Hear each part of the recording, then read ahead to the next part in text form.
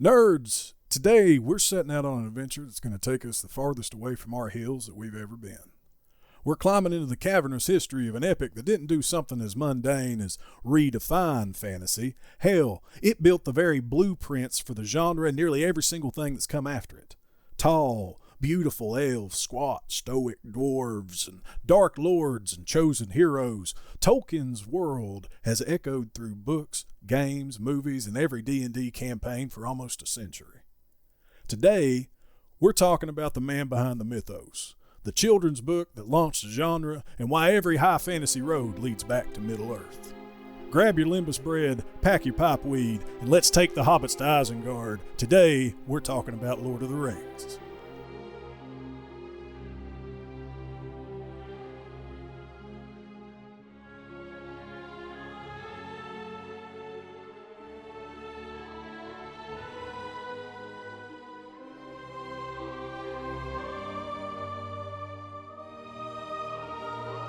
Welcome to episode 28 of The Hills Have Nerds, the one podcast to rule them all, the one podcast to find them, and the one podcast to bring them all, and in the darkness bind them. I'm one of your hosts, Josh, and with me today are our very own hobbits, Aaron. I'm more like Gollum, but okay. He's just kind of useful. Precious. And Cody. Now I'll take a hobbit. They're cool. We also have a special guest, as you can see, Tolkien superfan and evil villain straight out of Mordor here. We got Steve from Critical Encounters podcast. Surprise, motherfuckers. Got him. Steve, You deserve it, Josh. Steve owes That's me. for you, You Josh. know it. Steve, Sorry, Travis, if he's editing. we don't blur that shit. That's the thing. I know. I feel bad, but Oh, that's great. That's fantastic. Steve owes me. I did a stint on Critical Encounters and made his editing we're a family editing life a podcast. little Oh, rough. Yeah. You want to say surprise mother? Oh, there you go. There we go. That's a little. And by the boys have found out how to make little things pop up on their Discord videos. So I apologize to anyone that's going to see that shit go in place. But yeah, so we got Steve. Steve, how have you been? Good. I'm good. I'm excited to be back. I've been here before, but glad to be on recording with you, Josh, and Aaron and Cody. Haven't been on our show, so maybe we'll get you on. No, if you I've play not. some Marvel Champions. So, Cody plays. Possibly. so just for anyone who doesn't know, because I'm a villain. That's what I was going to ask. I was going to get you to to monologue my own for horn us. here. Yeah. Critical Encounters, we're a podcast about Marvel Champions. We talk about the encounter cards and the villains and the modular sets and the nemesis. We do not like heroes. We don't talk about heroes down here in our secret lair where I'm at right now. And so you can find us just, you know, Google or search for Critical Encounters podcast. If you play the Marvel Champions game, check us out. And Josh has been on quite a few times. Aaron's been on a couple times. So I'm not cool. I've not been there. you are invited if you'd like to come on. It's on purpose. We try not to let Cody get away too. You're not villainous enough, is what I hear. So. Well, my big thing is I'm not very Marvel-y, so like I know nothing about most of it. He does well That with. hasn't stopped Josh. So. I know all kinds of stuff that I've Wikipedia'd. As anyone who's listened to the podcast knows, that's where we get our information. And today is no different. What are we talking about today, guys? Tolkien. What are we? What are we? J.R.R. What are we talking about? Yeah, nobody heard the intro, right? Yeah. There you go. Aha. There you go. Boom. Lord of the Rings. So, All the people on Spotify will be able to see Cody's books. so we're gonna Well, it's play just this. the empty box. We're gonna play this a little by ear. We got a lot of lore to go through. We got a lot of background, a lot of history. We want to talk about the Lord of the Rings. This is, I mean, the Lord of the Rings. It's hard to sum up its impact on nerd culture in just what, an hour and a half, like we do. This might be a two-parter. We'll see. I mean, to be fair, Lord of the Rings can be separated into like a year-long podcast on its own. Oh but yeah, absolutely. So we're gonna try to put our little spin on it, and our takes on the Lord of the Rings, on J.R.R. Tolkien. May get into a little bit of discussion about The Hobbit, which is the prequel. That's what kind of started the whole adventure there, and the Silmarillion. That's the thing you can go into, but So what are your all's histories with the Lord of the Rings? Like, are you guys you guys consider yourselves? I know, Steve. I know you're like a Lord of the Rings super fan. You know, don't talk it up too much. I don't want to disappoint anyone. But yeah. yeah, like my mom gave me The Hobbit when I was like 12 or something like that. Read that book cover to cover like super fast, and then dove into the Lord of the Rings right after that, and then I kept on going. I read the Book of Lost Tales, then I found the Silmarillion, and I've read a bunch of the histories of Middle Earth, not all of them because they're very long and they go on forever. But I've played, you name a Lord of the Rings game, I've tried to play it. I was a big fan of FFG's Lord of the Rings, the Living Card Game. Seen the movies 100 times, all that kind of stuff. So, yeah. So, guys, what about you, Aaron? What's your history with Lord of the Rings? I mean, I watched. Everybody knows I can't read, so I've watched all the movies. I've watched all the extended editions of the movies. Matter of fact, last year, me and Brittany went to a theater, went in at 10 a.m. and watched all 3 of the extended editions, and we got out at 10 p.m. that night in theaters. It was pretty awesome. But I mean, I've watched I grew up. I remember watching the original cartoon. Was it 19? The Ralph Bakshi one. Yeah, the original cartoon of the Lord of the Rings. Then, or no, Ralph Bakshi was the rotoscope. Was it the Hobbit? You're talking about the Rankin and Bass Hobbit ones. I'm gonna take your word for it. I just remember the old cartoon. Yeah. What was where there's a whip, there's a way. Yeah. Yeah, I don't remember which one, but wasn't there one that done like the Hobbit and then they done the Fellowship and then skipped 2 Towers and then done the Return of the King? Like the old cartoons. Like the Rankin and Bass one missed some of it, but then the Ralph Bakshi one like ended at the Helm's Deep, so like neither one of them is quite complete. You have to kind of mix and match if you want to watch them all together. Yeah. So. And they're great. They're fantastic. We actually talked about the Ralph Bakshi Bakshi, however you pronounce it. Yes. We talked about that in our history of cartoons episode. Nice. I think it was like episode 3 of the podcast or something, like way back when we were but wee little nerds. It's 2 or 3 because JRPGs was in there too. I don't remember which one was which. It might have been 4. 4 might have been cartoons. That's where we found out that Lee was not poor enough to play games on his phone. Poor enough to play phone games. Yeah. No Lee, no Travis today. They said that they had stuff to do. But the 4 of us are gonna dive into Middle Earth with you guys. This is good enough fellowship right here. Yeah, this is your fellowship. Yeah. So Cody, what's your history with? Mine is the first book I got was The Hobbit, and it was one I got for Christmas. I don't remember how old I was, but it was the year before Return of the King came out in theaters. It had been announced that it was coming out, and my uncle bought me the book and was like, "Here, read this, and then I'll take you and watch the movie." Because I'd watched the first 2. I'm going to say I was like 12 or something. I don't remember. Oh my God, how young are you guys? Holy crap. Yeah. I read through it. I went and watched the movie with him, and apparently was reading through it again at some point. I've read them a time or 2, but was reading through again and stopped like a quarter of the way through 2 Towers, and I forgot about it. But but I've also played all the games. Love the 2 Towers on PS2. I don't know why. Just look. That's a deep dive. Yeah, that's a real good game. Yeah. So my first introduction to Lord of the Rings was the Fellowship of the Ring, the Peter Jackson's movie.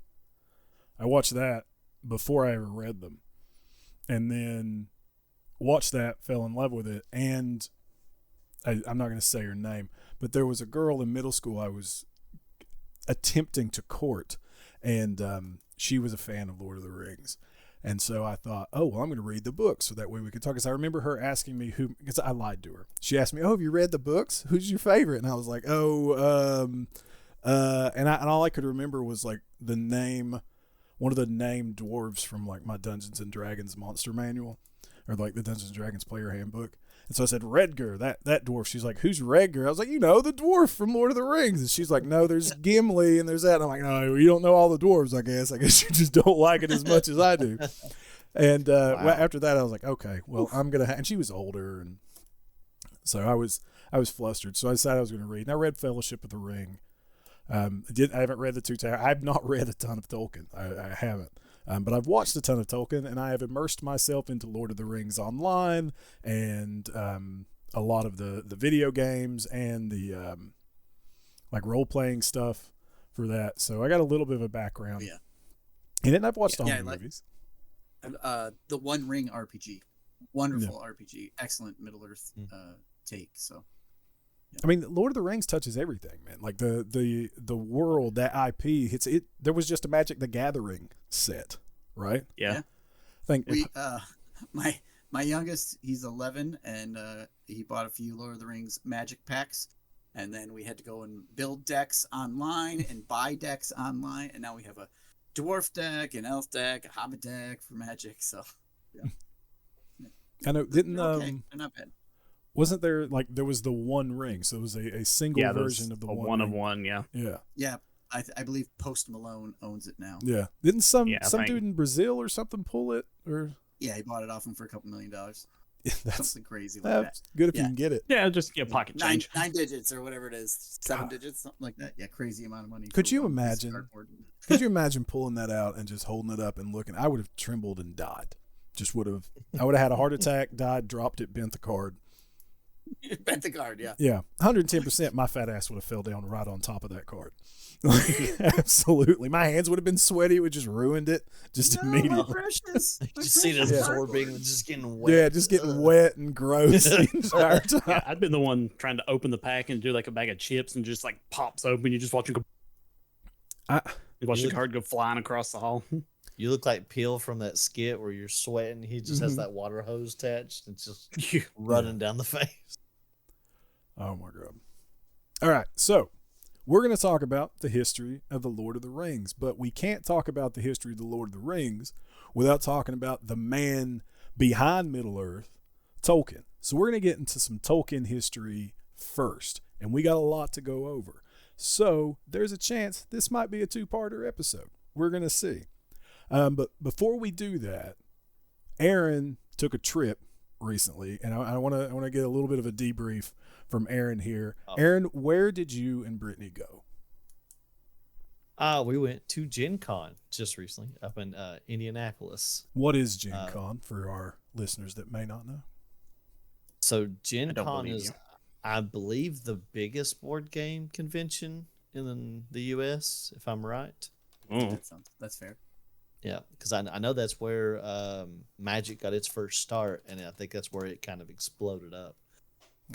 But yeah, it's a huge board game convention, tabletop, board games, card games. So I think Critical Encounters, as a matter of fact, just made a big announcement about their next season at Gen Con. Critical What's that? Encounters You did? did you, Steve? I I'm don't remember. sorry. That. Oh Uh, man! Did you make a big announcement? Critical Row. Yes, Critical Role. Oh, Critical Role. Critical Role. Yeah, Yeah. man. Yeah. It happens all the Sorry, time. I get Steve and Matt Mercer mixed up. Yeah, well, they Because look we are identical. You know. It's the They're not hair. as big as we are, but you know they're Yeah. I seen that they said that Matt Mercer wasn't going to be the DM anymore or He's for the new not. season. Yeah, Bradley so Mulligan. he's going to be a player, and actually, Brendan Mulligan from Dropout is going to be the DM for the He's next tired season. of DMing for a minute anyway. So, but yeah, we went down. I had a fantastic time. We were a little late. This is our first time going, so we were a little late on jumping on the a lot of the events. So a lot of the really big ones sold out real quick. I know. Apparently, League of Legends Riot Studios is creating a card game called oh crap, what was it called? Riftbound. It's called Riftbound, and I really wanted to get in those, and everything was sold out. There was just no hope of getting into that. So, but we did get to demo quite a bit. We got to go and demo the Kenfire Council, which we ended up picking up because it was such a good game. Did you drive there, fly there? We drove. It's only like It's just a it's few like an hours hour, from you 45 guys, minutes right? from us. Yeah. Okay, so you're Yeah. able to like load the car up with all kinds of good stuff that you buy. We took this big blue suitcase. So we haven't got a chance. We've been so busy, we haven't got a chance to unpack it yet. We took this blue suitcase and we took a few games and I stuffed pillows and some stuff in it. When I come back, there was no room for anything else but board games. And we still had 2 totes and another bag and my backpack filled with board games. Nice. It's a good That's haul. awesome. Genuinely jealous. Well, we just kept buying, and I got to go to the Marvel Champions event, which I loved, and we won, by the way. What was the event? It was the Trickster. The Trickster Takeover. Trickster Takeover. That was it. Yeah. And it was actually really cool. I like how I never done one of the pods. Big So multiversal they did, event. the multiversal event. So it was really cool. Like, I think he had like 700 health, and we had to get all the pods did damage to him and get him down. It was a lot of fun. We ended up being the last one to do the last damage. Oh, Just nice. saying. So basically, we defeated Loki. Now, see, that's not what Maka said. Somebody's playing as Ant-Man, just ate him some ants. That's not what Maka said in the Discord. What did he say, Steve? He said that their table did the most damage. I think that's what he said. Yeah. No. And I don't know if Aaron- Maka was Aaron at the died one off we were- first. That doesn't sound right at all. That bitch Aaron barely did anything. He didn't do a thing. I played my Doctor Strange Justice deck, and it had see you trouble cheated. keeping up. It had trouble keeping up with all the threat that Loki was throwing out. It was pretty crazy. Awesome. Did you talk to any But- cool people while you were there? We talked to. I didn't get to talk as much as I wanted to, but I did talk to a gentleman who made from West Virginia. His name was Chris, and he had made a board game called. It was a card game, I guess technically, but it's a social deduction game called Bank Heist. And I Gross. actually got a little interview with him. I sat down and talked to him for a very quick, short bit, and I'll be posting that up as soon as I get a chance to. Awesome. Be checking out for that. That may have already went up by now. We're recording. It's peek behind the curtains. It's August 5th. This is going to come out on the 14th, so that may already be up. It may come out after this. Just kind of depends on how that goes. Hopefully, it'll be up already. But knowing us, it may not be. All right. Anything else of note from Gen Con before we dive into Tolkien? Trying to think if there's anything big that we did. Like I said, we didn't get a lot of the big events, but we had a great time, and the food was fantastic. So You didn't buy any They had- like street truck or street food truck octopus balls and get sick and have to sit out the entire day? Octopus balls, man, Yeah. you're missing out. no, I don't know no, who that no. happened to. Me either. I remember when I went to Gen Con, they had a pierogi truck, and that was amazing. So I seen the pro. It was there. Yeah. We Okay. did. We got the island noodles. We tried those. It constantly had a huge line. But it was fried soba noodles.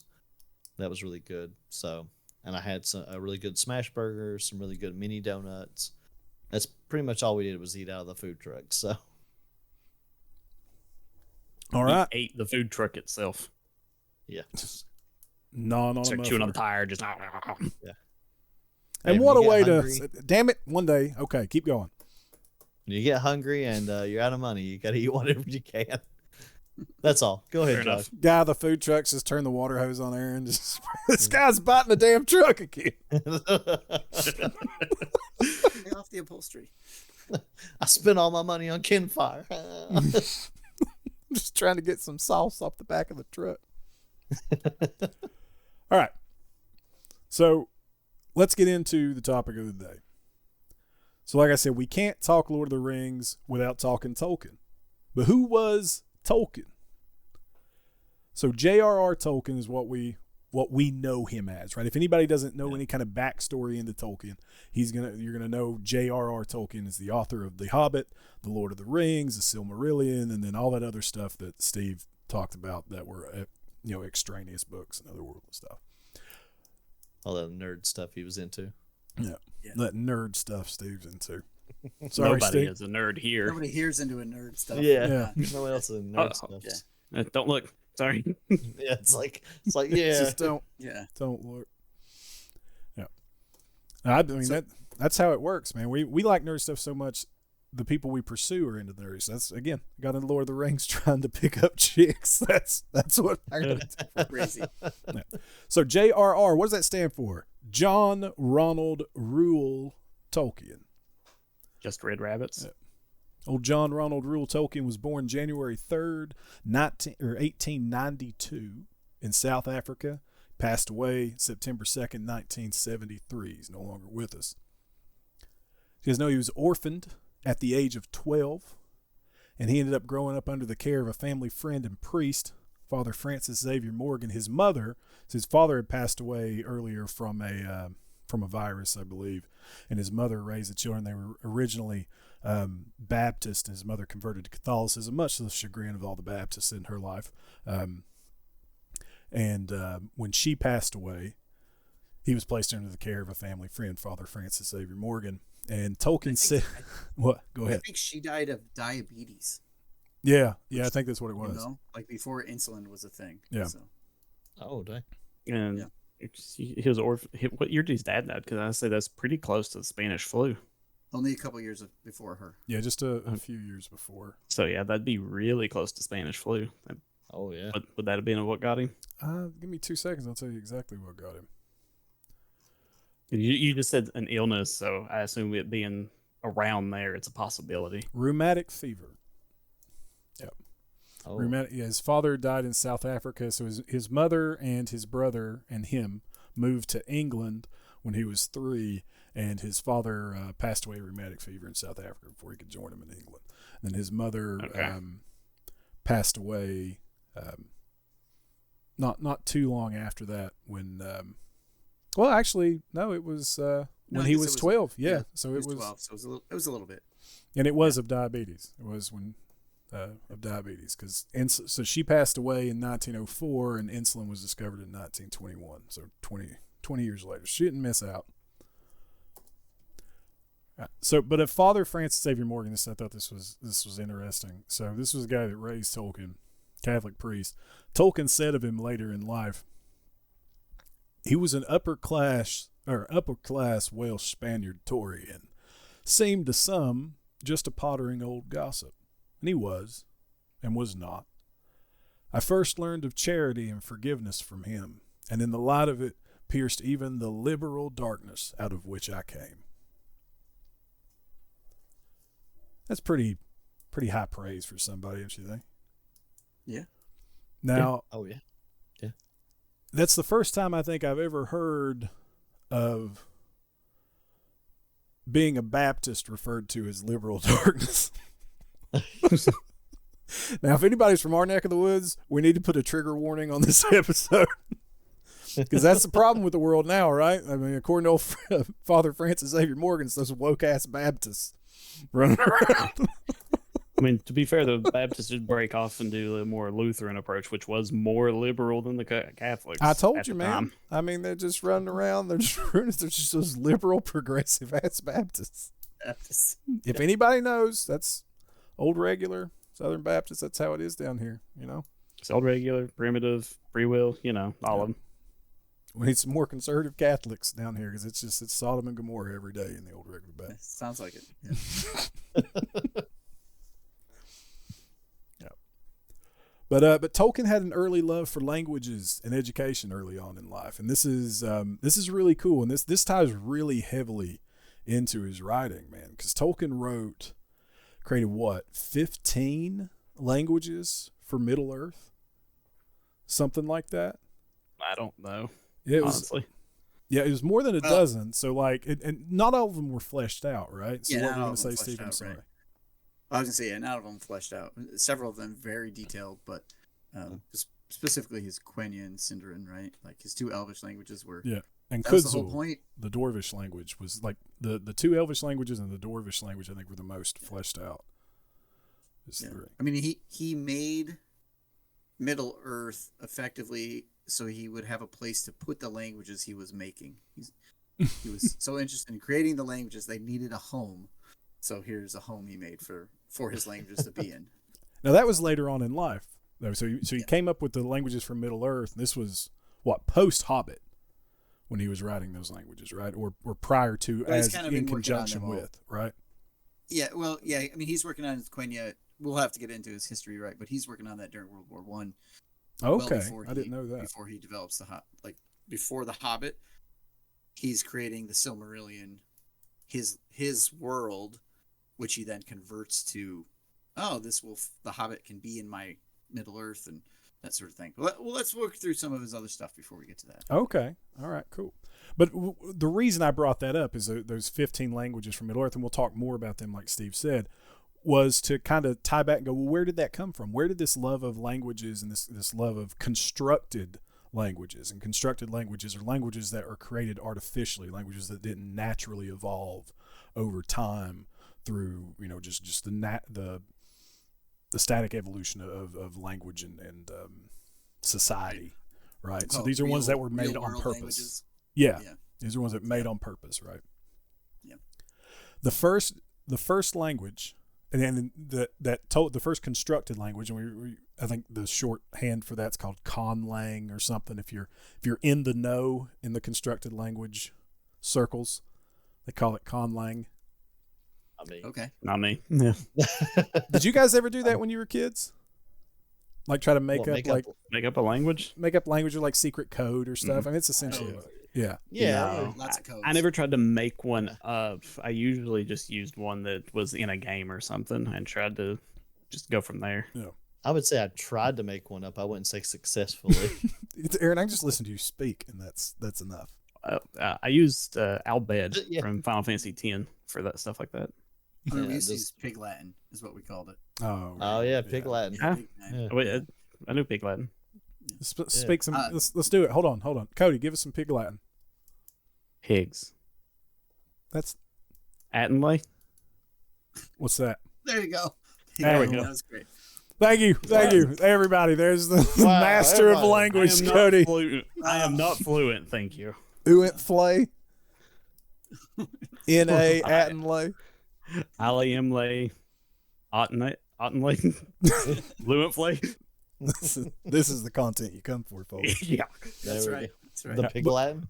Well, Tolkien did. So Tolkien created stuff when he was a kid, and he learned it, or his first, when he later gave a speech or a lecture that was titled what was it? Secret Vices.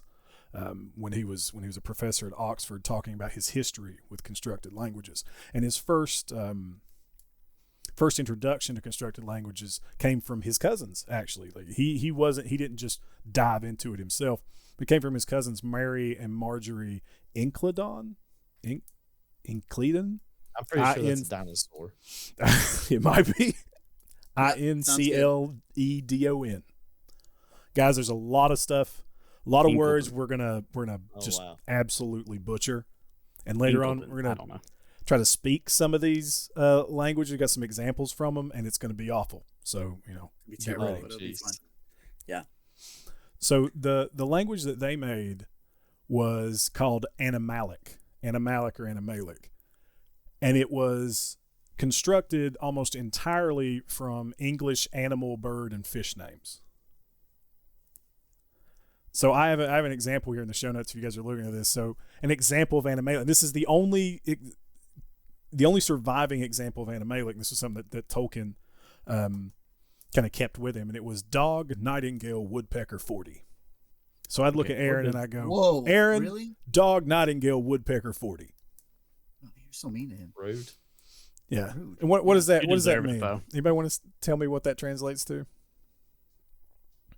Yeah. It means you're an ass. It does. It means you are an ass in Animalic. Quit being a donkey, Aaron. Oh. And so It's Tolkien, funny he doesn't use the word donkey in there though. Oh, Yeah. well, it doesn't because 40 translates to donkey in the language, and so that's where the ass comes from, I guess. So Tolkien was taught this language around age 10, and his cousins were fluent in it to quote the dismay of all bystanders. So I guess it's just these two little girls running around just screaming animal names and numbers. Well, yeah, sound like they're having Tourette's out there. They're just like Nightingale, Woodpecker. I mean, it's better than going F you. You're an ass. So I've checked just to try to find a pronunciation, and one I found for the last name was Incleden. Incleden. Okay, we were close. Yeah. We were right. Sounds less like a dinosaur. All right, so later on, so in that same, as Tolkien Age, he ended up calling Animalic, what he referred to it as, it was crude in the extreme and an awkward language. So, I mean, That's the best kind. Crude and awkward. It sounds perfectly flowing to me. Any teenage boy, crude and awkward. Crude and awkward, yeah. Cody, is somebody trying to make an appearance? Yes, she's standing here. Let's see her. What's her name? It's Say Hi, Luna. That's Cody's cat, Luna. All right.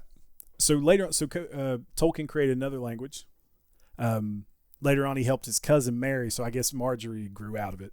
She stopped making languages. I don't know. Oh. Moved on, found something else to do. But he helped his cousin found Mary. something else to be awkward. Yeah. Helped his cousin Mary and some other friends create a language they called Nevbosh, which he had a little another little name for it, and I can't remember what it was. But he would refer to it as like, give me 2 seconds. I'll tell you exactly what he referred to it as. New nonsense.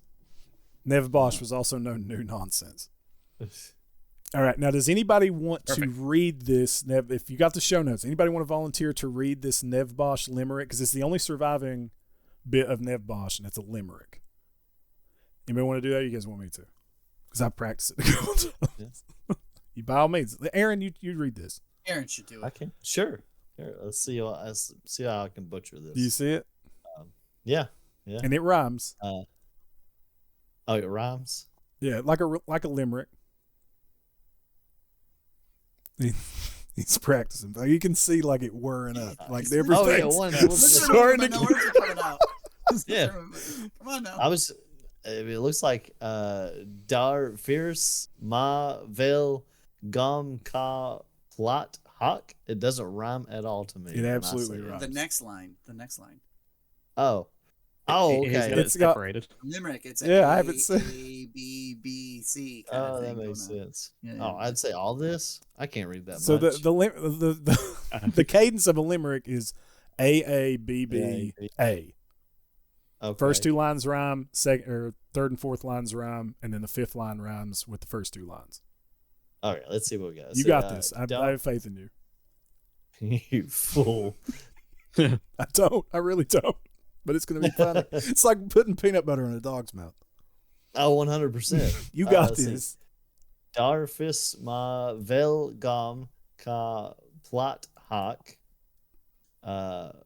Pis go iskili far manio walk.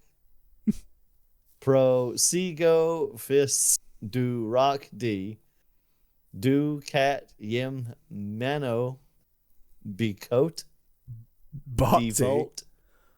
Huh? Bhakti. Oh, Bhakti.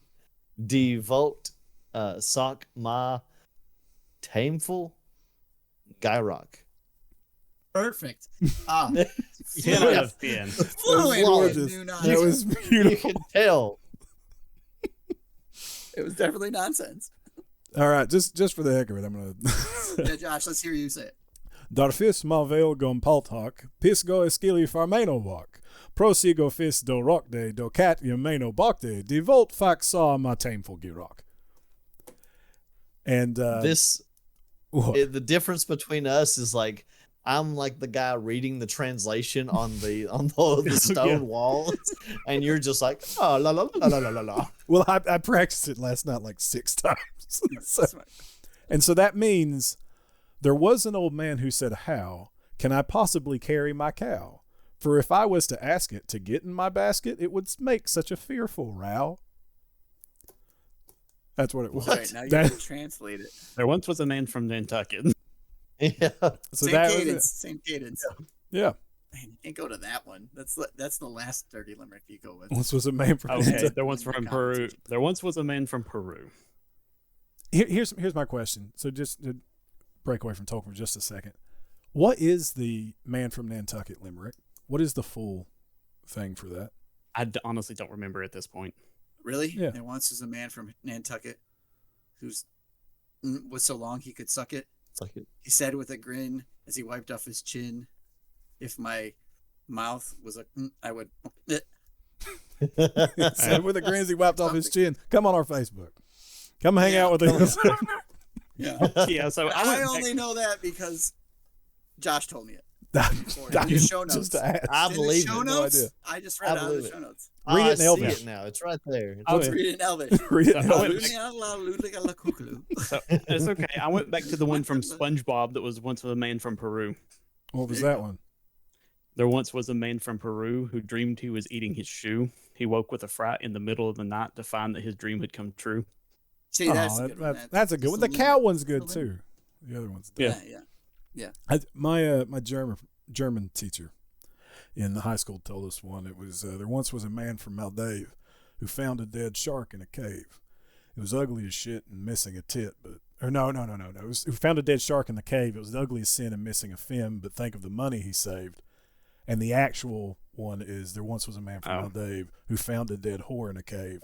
She was ugly as shit and missing a tit, but think of the money he saved. And you heard this from a public school teacher? I did. One of my favorite teachers of all time. The reason I have a minor in German. Of course. Great guy. Shout out to Lepresto. If he listens. He's retired now. They can't do anything. He's untouchable. Yeah. Does comedy Immunity. does comedy at the open mic nights in Lexington. If everybody wants to go check it out, he's actually really good.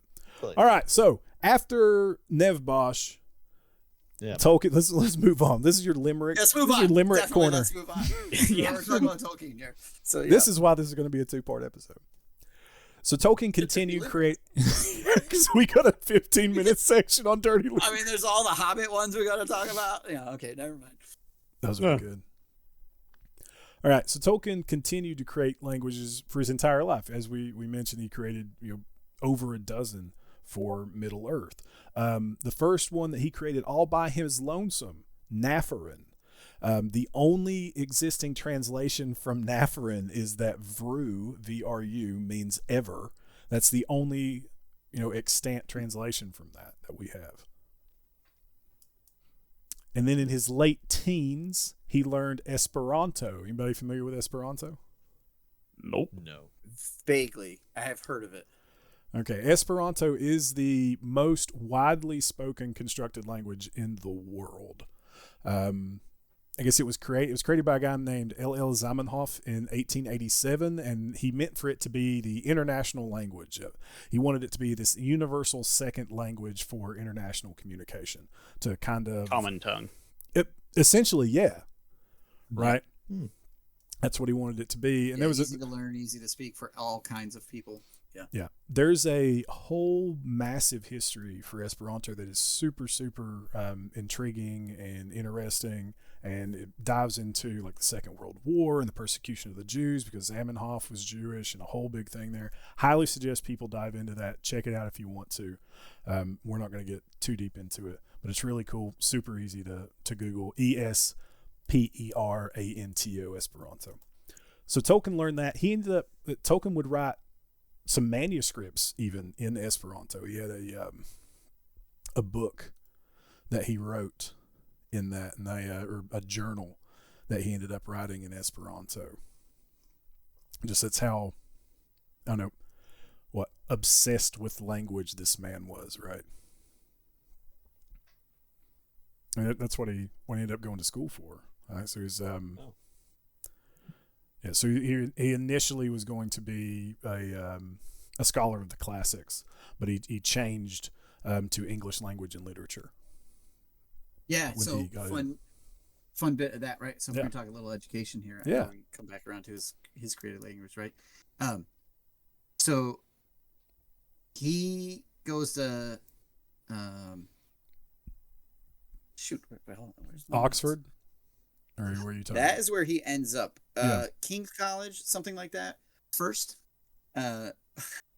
where he Okay. oh yeah, okay. Before he goes to Exeter College, Oxford, he attends King Edward School in Birmingham, and he's a bit of a prankster. Like when you think of Professor Tolkien, you see him in his tweed suit and he's got his pipe, right? And he's reading all his nerdy stuff. But when he was younger, he was quite a bit of a prankster. And that got him into trouble in school. And that distracted him early on in It's all school. those filthy limericks that he was. Yeah, that's right. Not quite that bad. But so like him and his guys, his friends, the TCBS or the Tea Club Barovian Society. Okay, that's his first group of buddies. People might have heard of the Inklings, which is later on after the war. It's like him and C.S. Lewis and Owen Barfield and Charles Williams. And now these C.S. Lewis from The Lion, the Witch, and the Wardrobe, created Narnia. Yep. Yeah, they're like best friends at one point. Mm-hmm. But this TCBS is his first group of friends, and they all die except for one of them in World War I. But those guys are such misfits. They create various pranks, like they drink tea in the library, which is illegal at the time. To drink tea in the library. Rapscallions. Right, rapscallions. But because of who's going to be able to handle them? I know, right? These are the kinds of things, though. Like that's okay, minor, but they're doing some other stuff, and he ends up studying the classics, Greek, right? Which he does not care for. He does not like Greek. He nearly fails out of school very, very, very early on because of he doesn't care for that. Things going on at home. He meets a girl.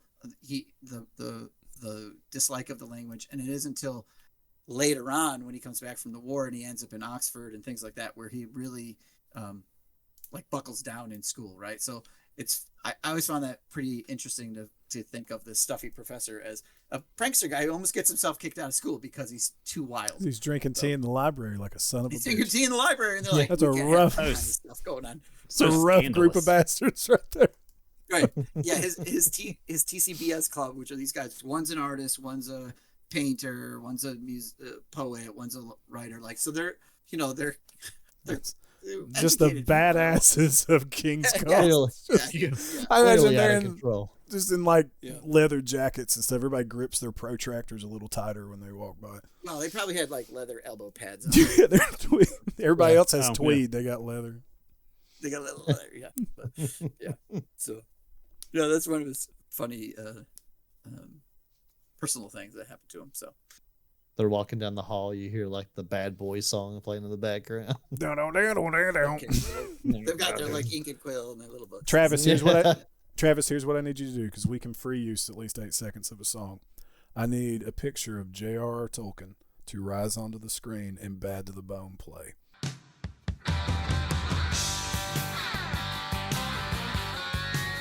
He's basically Hell's Angels, I mean, the bad boy of linguistics, really. Oh, absolutely. That's right. That tea drinking. So, speaking of linguistics, so back into the Middle Earth. So we talked about he constructed over a dozen languages. We mentioned the 2 Elvish dialects. So this is Quenya and Sindarin. Now, Sindarin's like the most prolific one, right? Like if you see like the writing on the ring, that is Sindarin. Am I right, Steve? The script is Quenya. I was wrong. I had a 50% chance, and I messed it up. But the language is Black Speech, Mordor. But you are correct about Sindarin being the most common used. So when you see an Elvish name, it's typically the Sindarin version of it. Okay. Like Aragorn's name is Sindarin, right? It's not the Adunaic, which is technically what the men of the West speak or the men of the North, like the Rangers speak. So if you're better off guessing Sindarin most of the time. So okay. So Quenya, Quenya is what we see on the ring. So that's what like people would be familiar with, kind of the flowy, the flowy. Yep. You got lines coming off of everything. That flowy kind of Elvish. Yeah, and that becomes the high.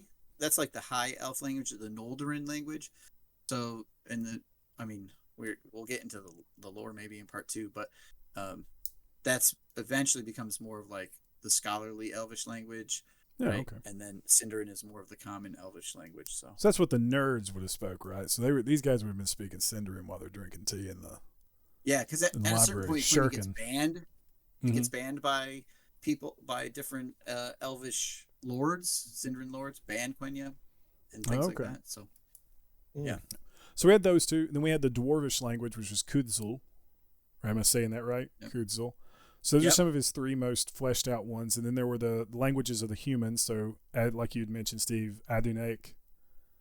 I'm saying that right? That's your Rangers of the North. Okay. Are going to have that one. And then Westron's the common tongue, right? That's the common speech. Right. Hobbits, men, Bree, everybody else. It's English. That's your Esperanto. Yeah. That's your common thing. And then there's even Rohirric. So we talk about the Rohirrim. Those are the riders, the horse people. Steve, you mentioned Blackspeak. That's the language of the orcs. And then even Old Entish, language of the tree men, if anybody's watched The Two Towers. I assume most of our listeners are more familiar with the movies than the books, although you should read the books. But the Ents are the tree people. Even created a language for the Ents. And then bunch of other languages that weren't quite as fleshed out as those ones we just mentioned. And I'm not going to go through every single one of them, but there's a ton. It's an awesome read. Like, we can look up all kinds of stuff about that. And then he not only created the languages, but he created specific writing systems for some of those languages, right? So what? And that's the Tengwar there. That's the Elvish script you're talking about. The real flowy, long, stretched out letters, reminiscent of Finnish. Sure. And then the Kirth, which are the hard runes that the dwarves use. So. Okay. Which you might see in the movies on the doors of Durin when they're trying to get into Moria. Actually, you probably see both of them on that door. So nice. So you guys know what he's talking about? Yeah. I bet if you open your copy of The Hobbit, the Kirth are all around the map and all of that sort of stuff. Oh, can you show that, Cody? Is that like that? You have your Hobbit with you? I bet you it's all on the Thorin's map and everything. Yeah, there. there's. Yep, there you go. So is that hard straight lines, easy to chisel into stone, right? Yeah, it's the Kirth. Yeah, it has that. I guess you see where my uncle wrote up there in the corner too. But excellent. Yeah, that looks like English. Hold on. Westron. We have Westron. And then it has this in the back. Yeah. But you see a lot of Steve, have you played Return to Moria? No. I highly recommend it. So we played it for a little bit. What was Return to Moria? Yeah. Yeah. What was Return to Moria, Arian? It was what? I said Arian because I said Moria, and it just. Oh. It's a survival game where you take a team of dwarves that are going into the mines of Moria, actually. And you're supposed to be diving through, you're supposed to be digging through there's a collapse that happens. The whole idea is that there's a collapse that happens and you and your team get stuck down there and you're trying to dig through the mines of Moria. Yeah. And it's actually, cool. Yeah. It's actually really cool. Yeah, it's like a base building survival style. Like you create, building up your bases, building, and you get raided by the beasts of the goblins and stuff. It was like wolves, goblins, orcs. Yeah, there's a Balrog at some point, like all kinds of really cool stuff. It's neat. Nice. It's a lot of fun. If you're looking for a game to play with some buddies, check out Return to Moria, and you're into all this stuff. It was free for a short bit on Epic, so that's the reason we picked it up. All right, we pick up a lot of stuff. So Steve, you mentioned Tolkien met a girl. Oh, he did. Yeah. He met a girl early on when he's 16 and she's 19. And this is true love for Tolkien. I mean, he marries her, spoiler alert, and they're together their entire rest of their lives. Or he's with her at least. Edith Mary Bratt. She also is an orphan. But Father Morgan, that this is Baptist, my favorite part. He says it's altogether unfortunate that his surrogate son was romantically involved with an older Protestant woman. So he forbids Tolkien from seeing Edith until he turns 21. She's 19 and he's 16. It's altogether unfortunate. An older Protestant woman. She's Protestant. She basically, I mean, what was this? This was early 1900s. She's practically middle aged, man. Like, yeah, I know, right? Yeah. But so, she's a cougar. She's robbing the cradle. That's right. I mean, Tolkien doesn't like let go, right? Like he's interested in her the whole next 5 years. She ends up like getting with somebody else and is set up to possibly marry another man. And then Tolkien turns 21.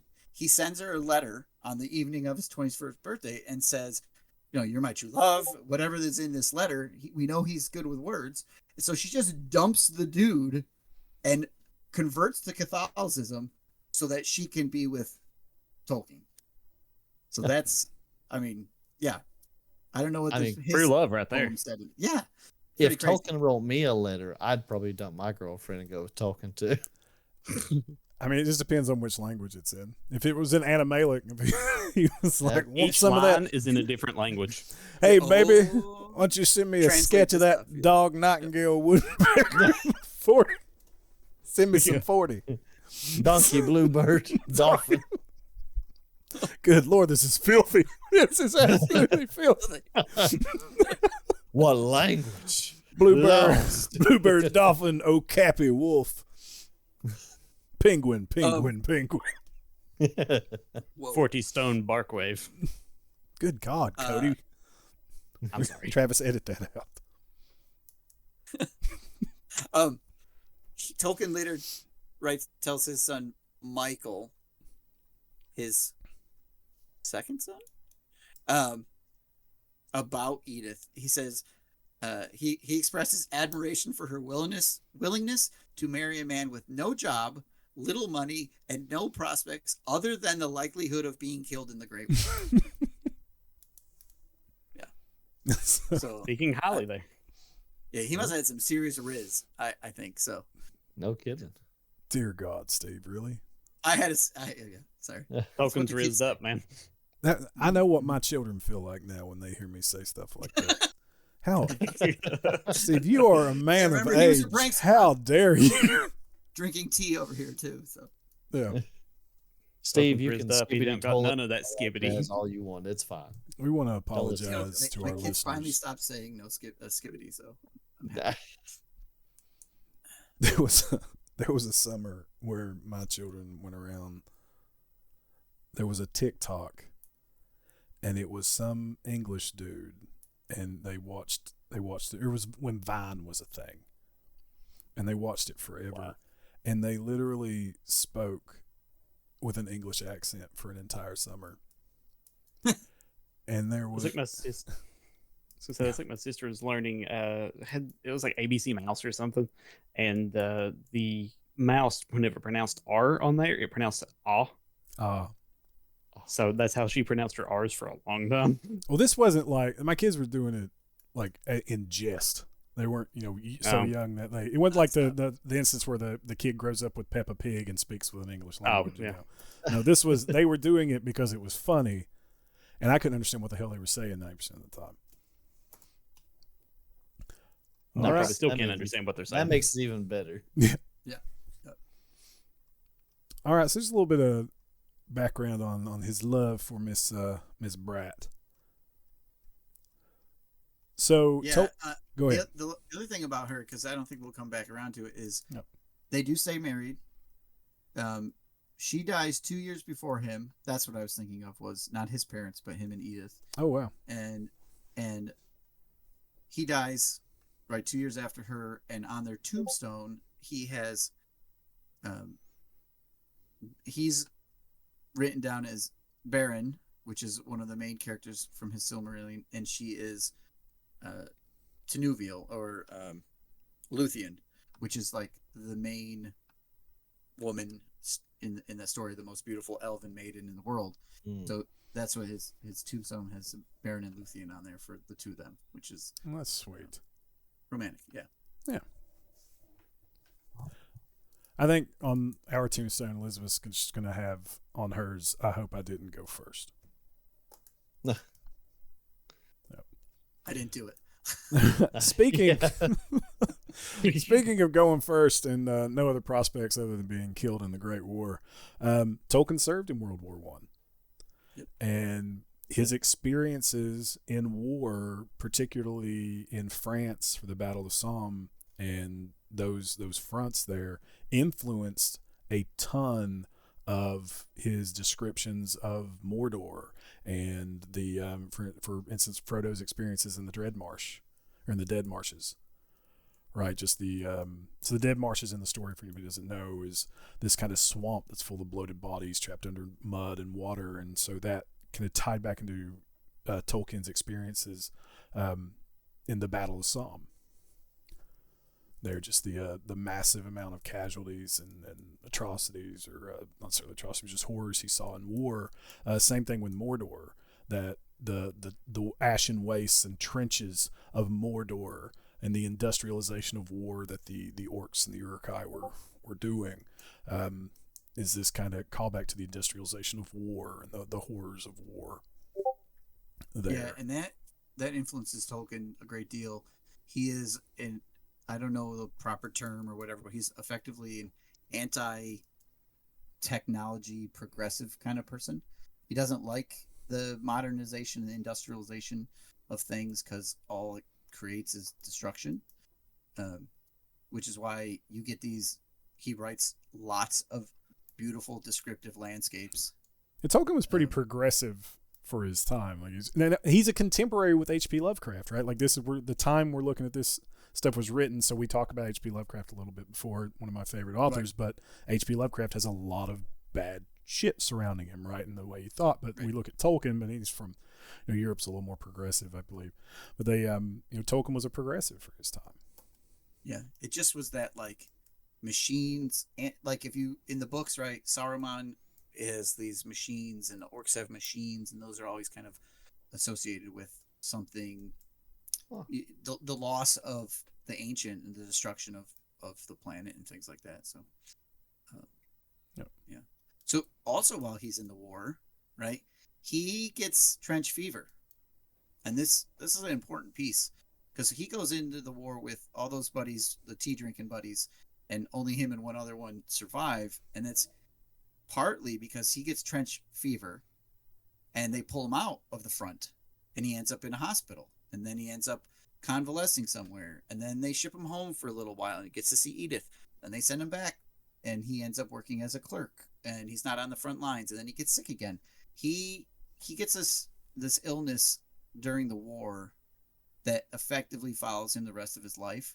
He's kind of always got ailments and illness that hinder him both working, causing him not to be able to write as much as he wants to. But during all this being in and out of the hospitals is when he's able to dedicate lots and lots of time to his languages, to his created world he's working on. So he's initially working on this elven, we'll call it the Silmarillion, this elven land where he can use his languages. And it's not till much later when he decides the Hobbit is part of that world, or that legendarium, which is a term he coins. But because he's also sick, he doesn't get to see the birth of his first son, John. He's in a hospital for a week before he gets to see his first baby. But he takes as much advantage of not being in the war, but being a part of the war to write and develop and escape into his world that he's making. He's got to get out of the war. It's just too much. And that's what a lot of these guys do. Now he was kind of he didn't immediately sign up, right, to go into the war. He eventually was persuaded by family and friends who were like, "Oh, you gotta go.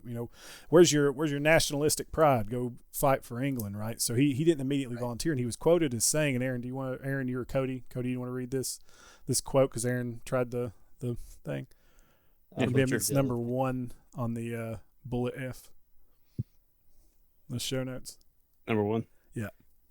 He's immediately quoted as saying, "In those days, chaps joined up or were scorned publicly. It was a nasty cleft to be in for a young man with too much imagination and little physical courage." I love that. I absolutely love that. I'm a writer, not a fighter. Don't take right. Me. Yeah.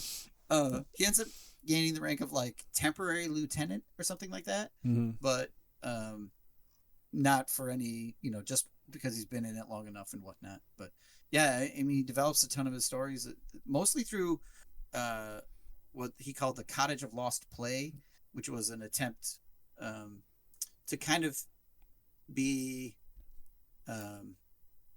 you follow a mariner, and he lands in an elven home, and he hears all these wonderful stories all about the old elvish realms and stuff like that, which you can find in the Book of Lost Tales. That was published posthumously for him by. We'll have these things linked in the show notes. If I can remember most of these, there's a lot. There's an absolute lot. But I want to touch real quick on. You said he was a lieutenant, and he was kind of like unwillingly placed. Again, he didn't want to go to war, and then he was a good leader of men, despite not wanting to be, and he was just kind of. What a lot of leaders are. Yeah, well, that's a lot of unwilling leaders. End up being really good. Well, that's what he said. There's a quote, and I'm trying to find the quote by him, and it was essentially, most men are not good leaders of men, especially those who seek it out. Is paraphrasing the quote, and he ended up being put in a position of leadership because the men respected him, and he tried to create friendships with these men, and he was told, no, you do not make friends with the lower ranking soldiers. You're there to inspire them and make them love you. And he's like, well, how do I do that without being their friend? Okay. Right. The most improper job of any man, even saints, who at any rate were at least unwilling to take it on, is bossing other men. Not one in a million is fit for it. And stupid ad. Hold on. And least of all those who seek, and least of all those who seek the opportunity. I just found it at the same time you did as well. Yeah. I had an ad pop up right in the middle, take up the whole screen. It's like, stupid thing. Yeah, but essentially, that's I paraphrase it, but right there was the quote. Yeah. I just think that's so interesting about Tolkien, because we've seen in his writings to his son where he's mentioning his histories and the way he kind of reflects on his past. He seems like a good dude. Does that make sense? Like he doesn't seem pompous. He seems very like able to take a shot at himself. Very humble, very reflective person, very rational man, and it just makes me respect Tolkien as a father of nerddom and just as a historical figure all the more, because he is one of these. He's like Gary Gygax. He's one of the tall tales of nerddom. Right. Yeah. Now he is also a purist. Let's say it. Like if you read any of his letters between him and his publishers, Unwin and them, when Lord of the Rings and those get published in America, and they start changing things like dwarfs to dwarves or dwarves to dwarf, whichever way it is, things like that, and they just make edits. He is not. Yeah. He does not want people changing it. He does not. No, that's not what I wrote. This is how it is. This is why. Why would you change it? Doesn't make any sense. I've spent years coming up with why this is. So he is still very much a purist in his own sub-creation, which is, I think every nerd can get behind things the movie's not the same as the book, or the video game doesn't match the comic, or whatever it might be. So the movie is never as good as the book. Yeah. He was I can't say never, but yeah. Vast majority of the time, not as good. Yeah, it's a hard sell usually. So, artistic liberties ruin media. Sometimes. Well, not even as nerds that watch, that are media purists. Like you read a comic book and then you get to see the movie adaptation of it, and they've changed something. You get mad. But even when we're creating our own stuff, right? The improv and I found this when I initially started running tabletop RPGs, and I had to break myself of it because it's a bad habit of the tendency of the player or of the person that's improving in the world to kind of change the narrative a little bit, or to improv on that and build off of it. And then you, who've spent this time painstakingly creating this world, who this is your baby, like, no, that's not how this goes. No, you can't do that. You have to do it like this. You need to do it like this, or I'm going to monologue. You need to shut up. You got to ruin it. Yeah. Yeah, if you're going to be like that playing a game, just write a book. Yeah. And then people change your book. That's the problem. But speaking of his books he wrote, so he drew upon his his time in war. We can see the influences on that in the Lord of the Rings, especially in the Lord of the Rings. But despite that, that we're seeing that influence, he had this kind of disdain for allegory, right, and direct comparisons of war to fantasy and things. And he was quoted. Aaron, do you want to read this quote? It's number 3 on this. Uh-huh. Yeah. Aaron can't read. It's bolded.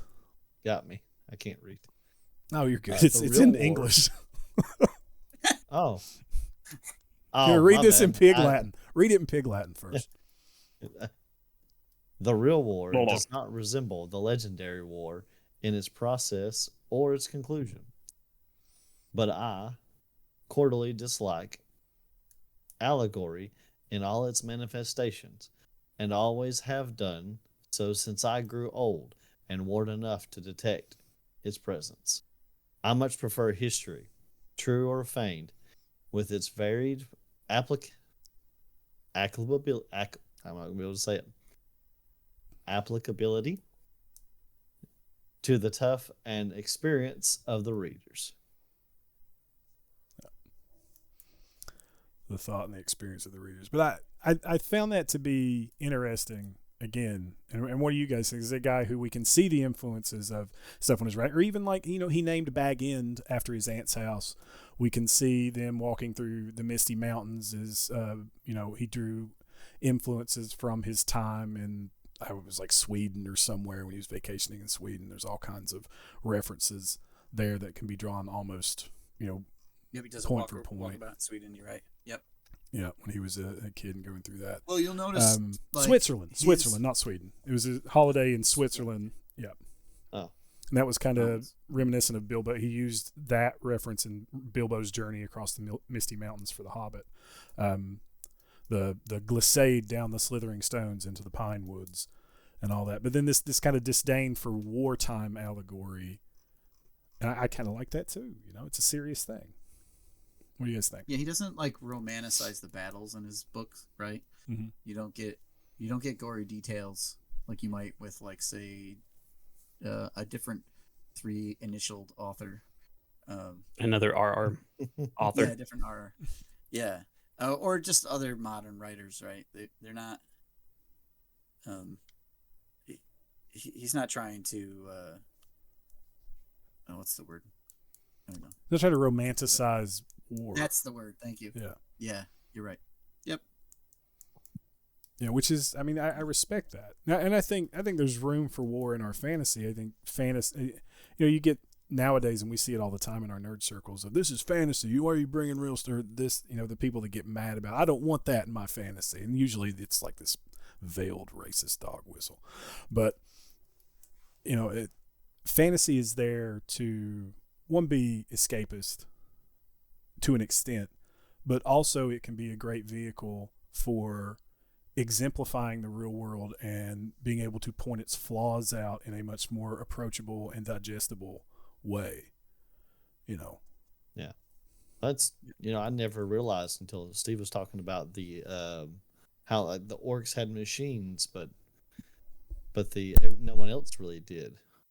So that really took me off guard. I never even realized, never thought about it until you mentioned it. I was like, oh, you're right.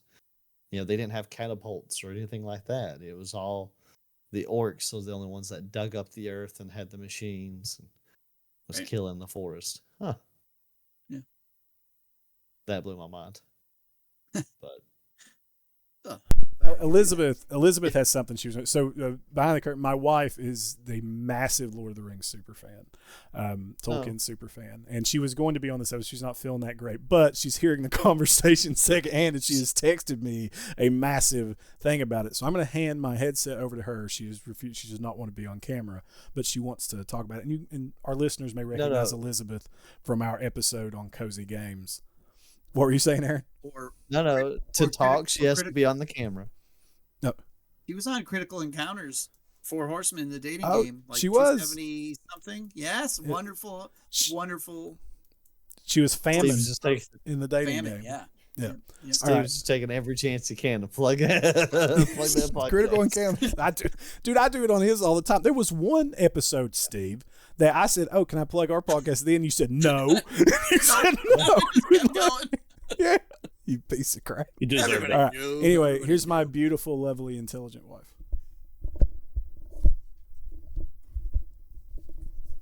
Hi guys. Right? Hello.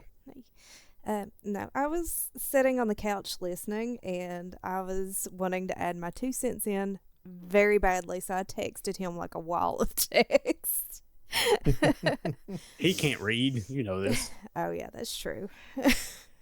No, so I said that Tolkien did hate allegory. He always wanted his novels just to mean what the readers wanted or needed them to mean to them. But there was a lot of influences from the Great War in his novels. Just because of his experiences had such a profound effect on him. This I'm reading from my text, by the way. But it wasn't meant to be a direct allegory to the war. But some people, although it wasn't like directly said, but some people do think that the Lord of the Rings was a way for him to process the grief that he was going through. Because he was quoted to say, I think in 1918, that all but one of his friends were dead. Yeah, his TCBS guys. Yeah.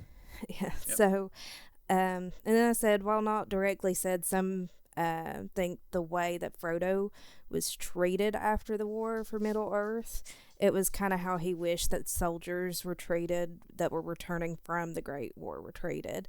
Like, Frodo was given this insurmountable task that had a profound and dire consequences, and he essentially failed.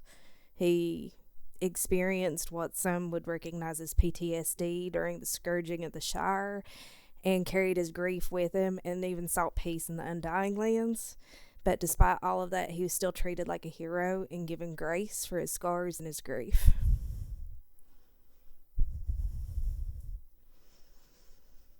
So that was my 2 that's cents. awesome. Accurate. Yeah. Yeah, that was my 2 cents. I mean, Frodo was a hero. He was still treated like a hero. He was given grace for the scars that he carried. He was given grace and to be a person. But he didn't really see it that way. He had a lot of grief because he failed. He got all the way to Mordor and could not throw the ring in. And he couldn't do it alone. Well, that's a question when Tolkien's asked in one of his letters, did Frodo fail? Tolkien refuses to answer, right? So he leaves it up to you to decide. Did he fail? Did he not fail? That sort of thing. So I actually seen a guy was talking, watching a video, was talking about the differences between the movies and the books, and that was one of them they talked about. That was one that they didn't like, was at the ending of the Peter Jackson movies. You know, Frodo was just like, I don't want to throw this, and then him and Gollum fought, and it was like Frodo kind of threw him off the ledge. But apparently in the books, Frodo had a big speech about how, like, I made it all the way here, I'm not going to do it now, and had this big thing, and he wasn't going to do it, and then Gollum took the ring and fell off rather than, and like Frodo was ready to jump in after him, and it was how even the best of us faltered at the end, and it was this big thing, and I thought it was really cool. But Yeah, that's true. I did like Sam didn't falter. He did not. The ring tried to get him to, basically saying, Lord of the Rings.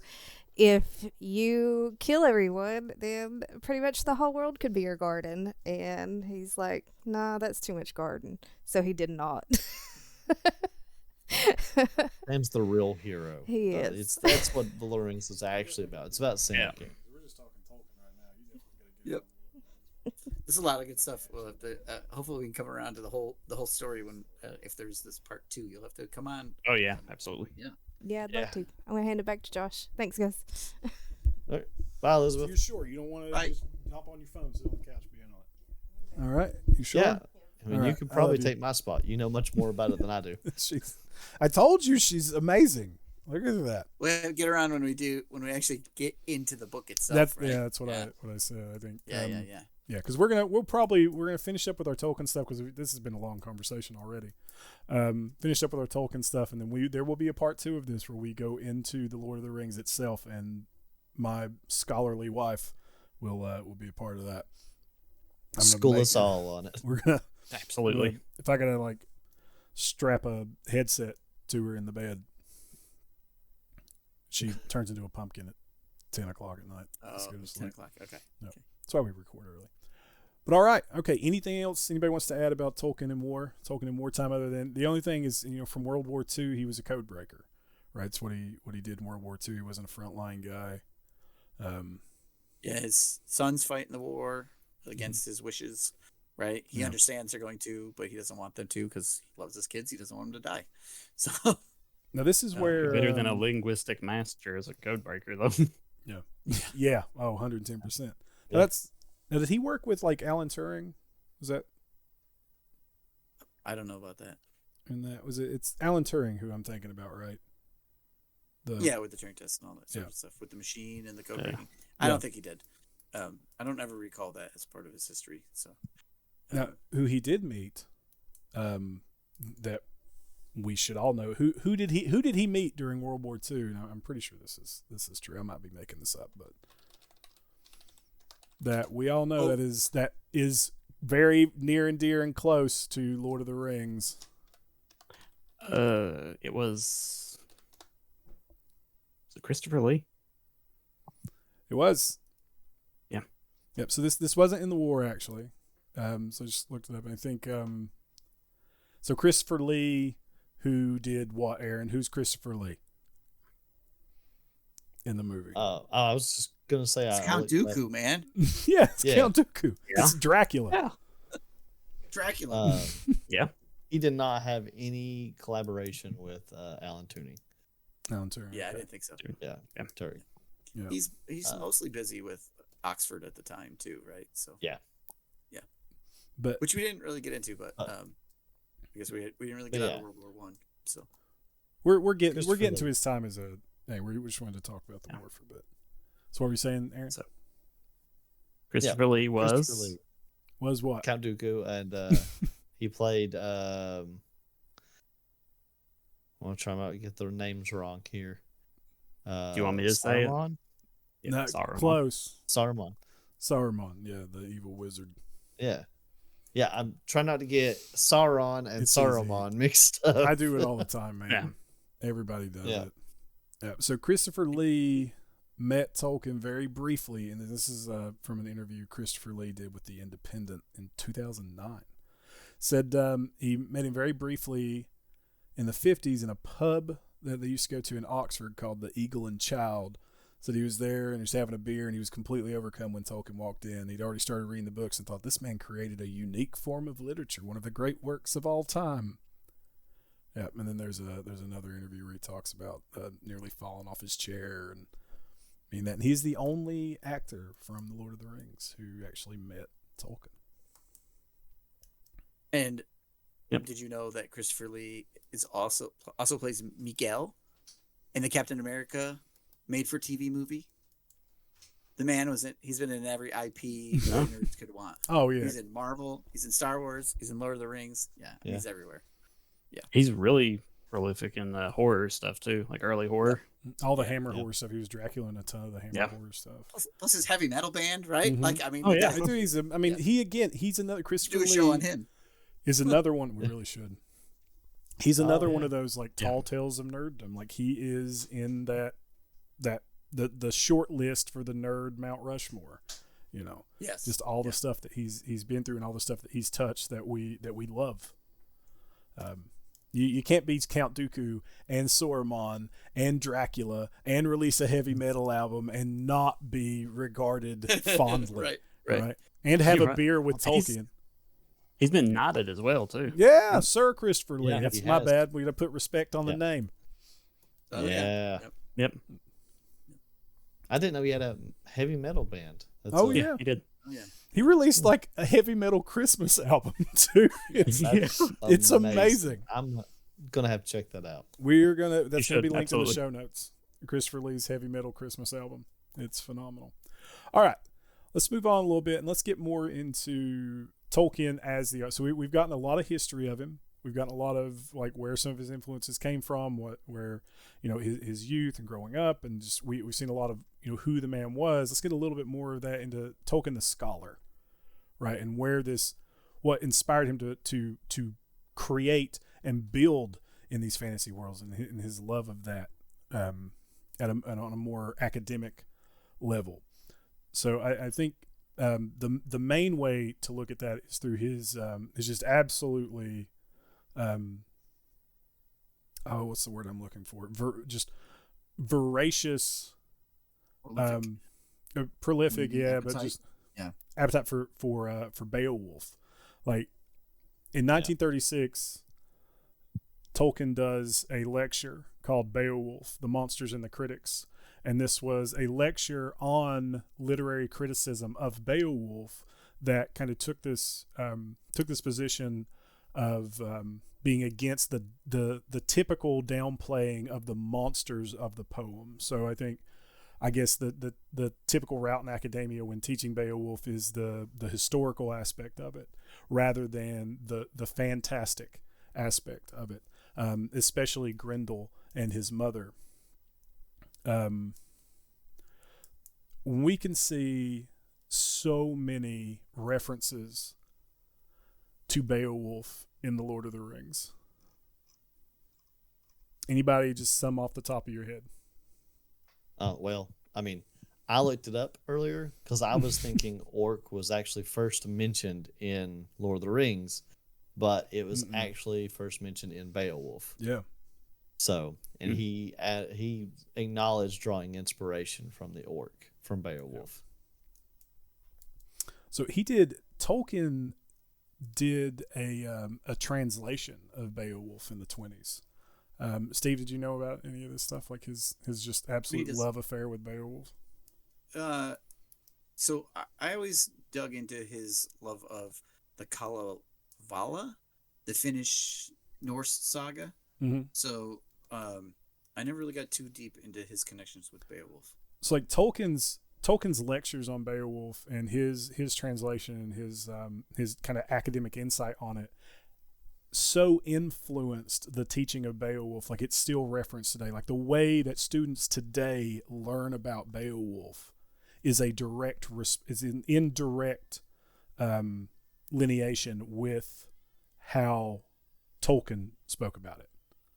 Like due to the way Tolkien taught Beowulf and taught us to look at Beowulf and the way he looked at it himself is the way it has influenced the way that we learn about it now in our schools. And I don't know about you guys. I mean, I'm pretty sure Aaron and Cody, because we went to the same high school, we learned about Beowulf in high school, right? Did. Yep. Yeah, we read it in high school. We did not do Beowulf. You didn't do Beowulf in high school? Nope. We read Beowulf. I wish Lee would have liked this. Lee would have liked this part. Lee would have. Yeah, so it was noted. Lee's our literature guy. Yeah, so it was noted. So and Daniel from Critical Encounters was on our favorite literary works episode, the first episode when the Critical Encounters guys was on. That was a good one too. Yep. So apparently, like at the time, so before his lecture, which again the lecture is titled Beowulf: The Monsters and the Critics, the scholarly consensus deprecated Beowulf for dealing with childish battles with monsters rather than realistic tribal warfare. And Tolkien argued that the author of Beowulf was addressing human destiny in general, not as limited by particular tribal politics, and therefore the monsters were essential to the poem. And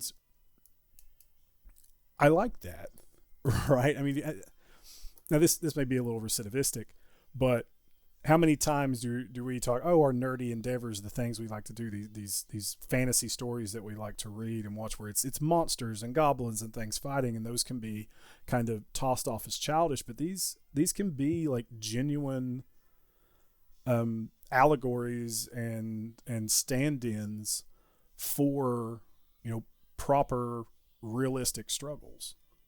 Yeah. Right? I think that's kind of Tolkien's point there. Yeah, I mean that's a good point. But yeah, but the influences of Beowulf on Middle Earth. So the races of Middle Earth, a ton of them come from Beowulf. So we talk about Lord of the Rings being kind of the foundation for the fantasy races, for the, elves, orcs, halflings, hobbits, that stuff. Wolves. Yeah. Ents, orcs, elves, Etten. So we know what Etten are. Anybody not know what an Etten is? Like a hill giant thing. The two, okay. you've seen them in D&D. I think they have two heads in D&D. In D&D, yeah, they're like a two-headed giant. Yeah. Yeah. Okay. They always pick up some rock and throw it at you in a video game. Yeah, absolutely. I don't know how many I've had knock me off my horse in World of Warcraft. But those, and even they're referred to as demon corpses in Beowulf, but it's undead, right?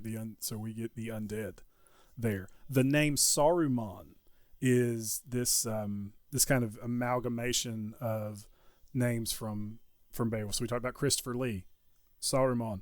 The term Siro shows up in Beowulf. Siro meaning cunning net, and then there's another bit of whatever the hell language it's in that I can't remember what it is. But Siro, a Siro net, a cunning net that's made by a fisherman, and that shows up in Beowulf. And cunning is kind of the direct translation from that. Saruman meaning cunning man.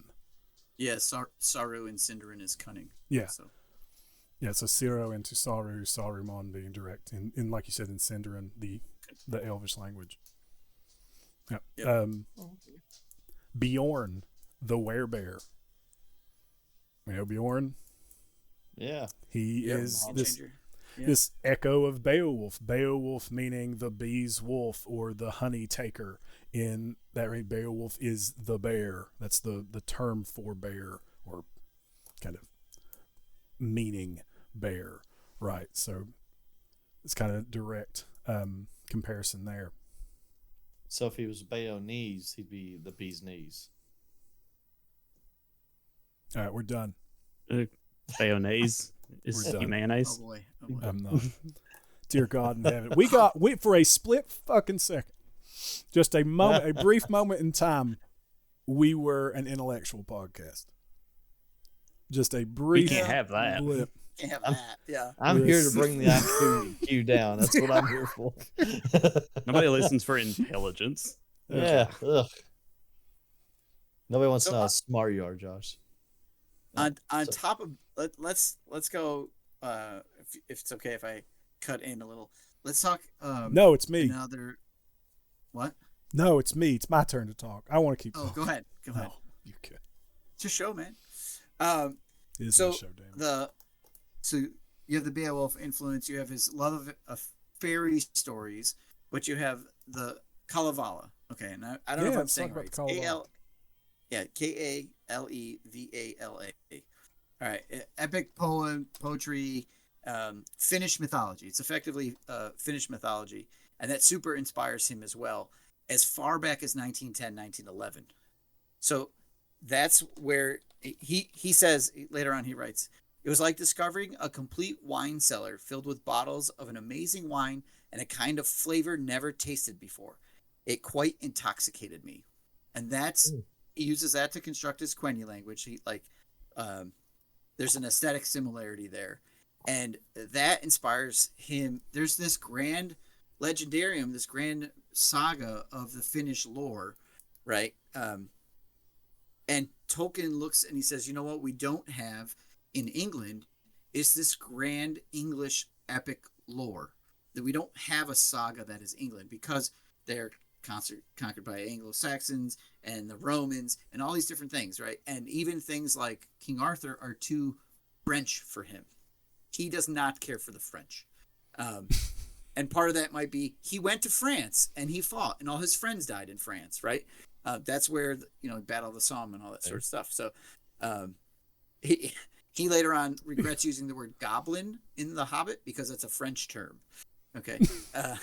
We're figuring something out about old Tolkien. Don't meet your heroes. Yeah, we're like, he's progressive unless you're French. Yeah, he probably doesn't like French fries. Frenchy. Their food's too complicated for him and things like that. And don't be hanging out with no snail suckers. Get them out. Right. The Kalevala, he actually does his own translation of that, along with like he translates Beowulf, he translates Sir Gawain and the Green Knight, translates the Pearl. He does all of his own translations of some of these different things. But that seeing that there's this Finnish I'm calling this grand saga that ties in all their myths. He says England needs one of these, and that's where he decides, and he has all these other influences. He says, I'm going to write that. That's what I'm going to do, and that's his Silmarillion. That's what he's working on in the trenches after the war, through World War II, and he attempts to get that published before Lord of the Rings. Like, that's his first love, because that's where his Quenya language lives and exists. And it isn't until like whatever the 50s or something like that. The after The Hobbit, when his publisher says you need to send me a sequel to The Hobbit, he's like, well, here's the Silmarillion, but it's written ridiculously high language. It's not told in the same way, right? You don't like have these conversations between people and they go on a grand adventure. He's created a fairy story or a mythic set of myths for England. At least that's what he's doing. It's just this grand adventure he's taking on himself. And so you'll see, yeah, right. He pieces together these different pieces for it. And I mean, I think that's amazing to think, boy, what is my country missing? Oh, it needs a basic myth. So I'm going to write one. I'm going to create all these great narrative stories and connect them together in this grand legendarium, and try to do that. And for the most part, it kind of works because he was born over 150 years ago or some ridiculous thing like that, right? 18 something, and here we are talking about his stories. So 1892. I'd say he succeeded. Yeah. Yeah. Oh yeah. Yeah. Now the Silmarillion, like itself, that was published posthumously, right, by his son. By his son, that Christopher. Yes. So what I read, and correct me if I'm wrong, is a little bit of a discrepancy in what you were saying. Is a little bit different as far as like the history of the Silmarillion, was that he had this kind of this draft of like writings that would later become that when they wanted the sequel to when they wanted the sequel to The Hobbit, which we'll talk about the publishing of The Hobbit here momentarily. That when Stanley Unwin of whatever the company that published The Hobbit, Unwin something. Stanley, or is George Allen and Unwin Publishing? Allen Unwin, yeah, George Allen and Unwin Publishing. They wanted a sequel for The Hobbit. Again, we'll talk about that in a second. And he said, okay, well, here's a Silmarillion. And they said, no, that's too much. That's too flowy. It's too nerdy. We're not doing that. We need some dragon. We need some we need some more fantasy in that. It's a little too scholarly. Sounds too the quote from the wiki was too Celtic, too obscure, too Celtic. And so what he ended up doing was when he was developing Lord of the Rings, he was developing the Silmarillion in conjunction, and kind of was hoping the Lord of the Rings and the Silmarillion could be published together as a 2-volume set. We know the Lord of the Rings ended up being published as a 3-volume, as a trilogy, but the original intention was for it to be published as a single volume alongside the Silmarillion.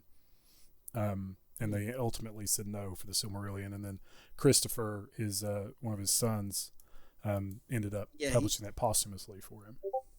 Tolkien never quite finishes the Silmarillion, and Christopher puts together pieces of it. He does a great job of taking piles and piles and piles of notes, because Tolkien would write something, revise it, write something, revise it, right? So like he was constantly very meticulous in that. But he starts the Silmarillion stuff in like 1914. He writes a poem about Eärendil, which is the evening star, which, if you know Lord of the Rings, Eärendil is Elrond's father, right? But he's a star in heaven at this point. So like he's never not working on the Silmarillion. That's just something that he starts and always wants to do. But yeah, the publishers say, no, this will never sell. Give me more stories about hobbits.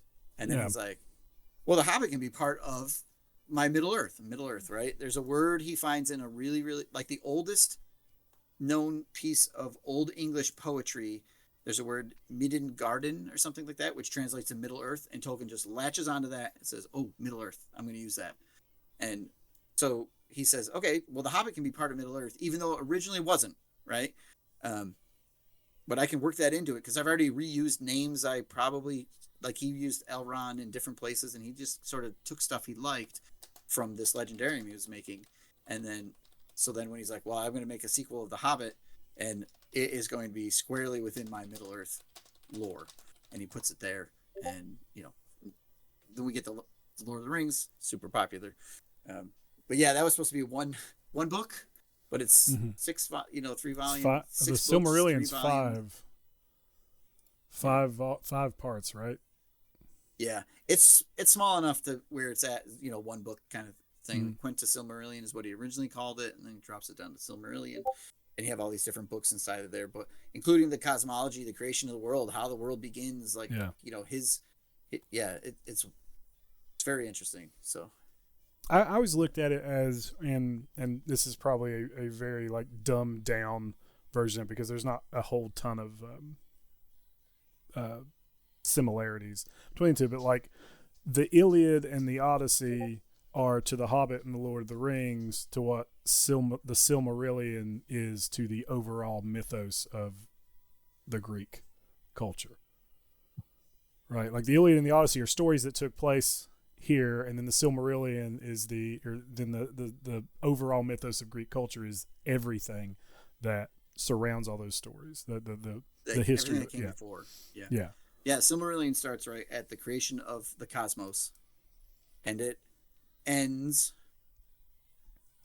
like it goes into the second age where the Istari come to the world, and Numenor falls, and the faithful, the ranges of the north flee, and that sort of thing. So it butts right up into the Lord of the Rings backstory. So yeah, it's the ancient world of Middle Earth. So all right, well we're rapidly approaching like the length of time we like to do for these shows, and there's still a ton we want to hit on. We haven't even like really dived into the Lord of the Rings, into the story. Yeah, this is all about him. Yeah, but it's good, man. Like this guy has a rich and fruitful backstory. There's a ton of stuff about him, and there's a ton of stuff that he has done that's influenced everything that we as nerds love, right? So let's finish our episode talking about The Hobbit. So let's talk a little bit about The Hobbit, and what we're going to do is there will be a part 2 for this, where we go into the Lord of the Rings itself, and it'll still kind of we'll back up. There'll be some more about it. We'll talk the lore. Let's do a Middle Earth thing. Less Tolkien, more Middle Earth. Yeah. So the next one's going to be all about that. But let's talk about the. We could do 3 parts, just like the book in every movie. Our trilogy. A trilogy. The return. The fellowship. Well, the Fellowship of Tolkien. The return of the podcast. Yeah. The return of the nerds. Yeah. The two nerds. The two nerds. Well, there's 4 of us. So. The 2 hills. The 2 hills. The 2 hills. The 2 hills. The 2 hills. Yeah. All right. So, Aaron, you got the show notes in front of you. Let's talk about The Hobbit for us. What is The Hobbit? So we talk about The Hobbit a lot. What is The Hobbit? The Hobbit was his first book that he actually put out. Okay. It's actually one that I've actually read. It's one of the books I've actually read. Yeah. I guess the smallest one he's put out, ain't it? I think so. Yes, it is the smallest one. I remember I read it before. Yeah. I don't they think it really 3 movies. That's a whole nother topic. I liked them. Yeah. But yeah, I actually read it before the movies come out. And that was the reason I read it, because the movies were coming out, and I was like, well, everybody says the Lord of the Rings books are better, so I wanted to try those. But it was one of his first books. He actually got published. He had several poems that had been published in a small collections before. He didn't actually intend to publish The Hobbit, right? Like that was right. Yeah. Oh, he didn't intend to publish The Hobbit. Yeah, he hadn't intended to publish it. Well, I think if I remember, I don't know if this is true or not, but I've seen somewhere that originally he started The Hobbit as like bedtime stories for kids. Correct. For his kids. Yeah. Yep. So, yeah, and then Aaron, there's more on there if you want to, or what? So he had been writing for his children. He began The Hobbit with a single line idea in 1930.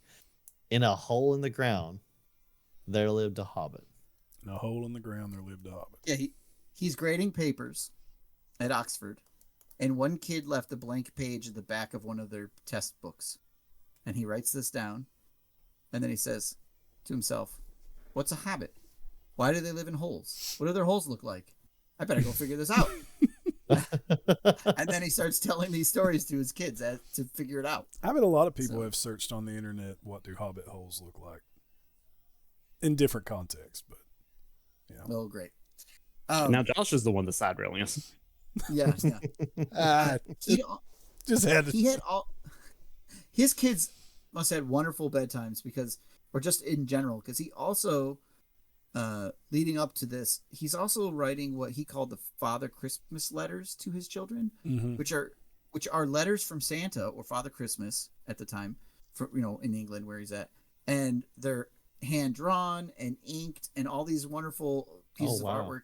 It eventually is. He did a ton of his own drawings and stuff, right? For that. Yeah. Oh, yeah. He's a good what do you call it? Watercolor artist as well. You can see he's several books full of his art too. But is that some of his art? That's one of his line drawings. Yeah. Yep. Yeah. It's in the Hobbit. Yeah. But so he does these Father Christmas letters. So his children, they every Christmas they're learning that the goblins of the North Pole are attacking Santa's workshop, and his polar bears are helping him fight them off. And he's telling them all these wonderful little tales every year at Christmas time. So his kids have this wonderful experience with Christmas, and probably believe into that story way longer than other children might, right? Because of these great letters. So then he's like, all right, now I've got this Hobbit tale, and he starts telling his kids this Hobbit tale story at night, and that evolves and evolves and evolves, and eventually he shows these stories to his friends, C.S. Lewis, right? The whole Narnia thing, and some other people, and they're like, yeah, these are great. We should do something with them. So, yeah. Well, that's awesome. I didn't know any of that. Yeah, so he actually ended up, he lent that to a bunch of people, and he lent it to a student, Elaine Griffiths, by the name of Elaine Griffiths. And Elaine Griffiths had a friend by the name of Susan Dagnall, who worked at the publishing firm George Allen and Unwin, and she liked it, and she ended up giving it to her boss, Stanley Unwin, and Stanley Unwin let his kid read it, and his kid liked it and was talking about how good it was. So Unwin was like, all right, I can make some money off of this, being the true, foresighted capitalist he was. And so they convinced Tolkien to write it, or to publish it, and it was met with critical acclaim, and they liked it so much they were like, well, we want another one. Give us another one. And The Hobbit, that's The Hobbit's the tale of Bilbo Baggins, right? So we get a little bit of Bilbo in The Lord of the Rings, and for those of you that watch the movie, you really don't get a ton of Bilbo. Chapter 1. Yeah. Now the Hobbit movies, you get quite a bit, and Martin Friedman's Bilbo I thought was really good. I like the Hobbit movies. There's as movies go, they were fine. They stretched the book too much. Yeah.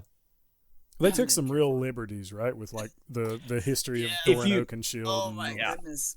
If you know nothing about the book, like had you never read the book, sure, they're probably great, but yeah, I think it just stretched them too much. Like yeah. Well, that's a whole other topic. Yeah. I'm not a fan. Yeah, that's what I said. It's a whole nother thing. But, we got it. There's a lot. Yeah. There's a lot. Yep. Anyway. Yep. But so the Hobbit birthed that, and so they said, we want you to write a sequel, and that sequel is what became Lord of the Rings. And we had a little bit just about the writing of Lord of the Rings, not the lore of Middle Earth, which we want to get into. But we're gonna just to talk about some of that. So the Lord of the Rings took 12 years for him to write.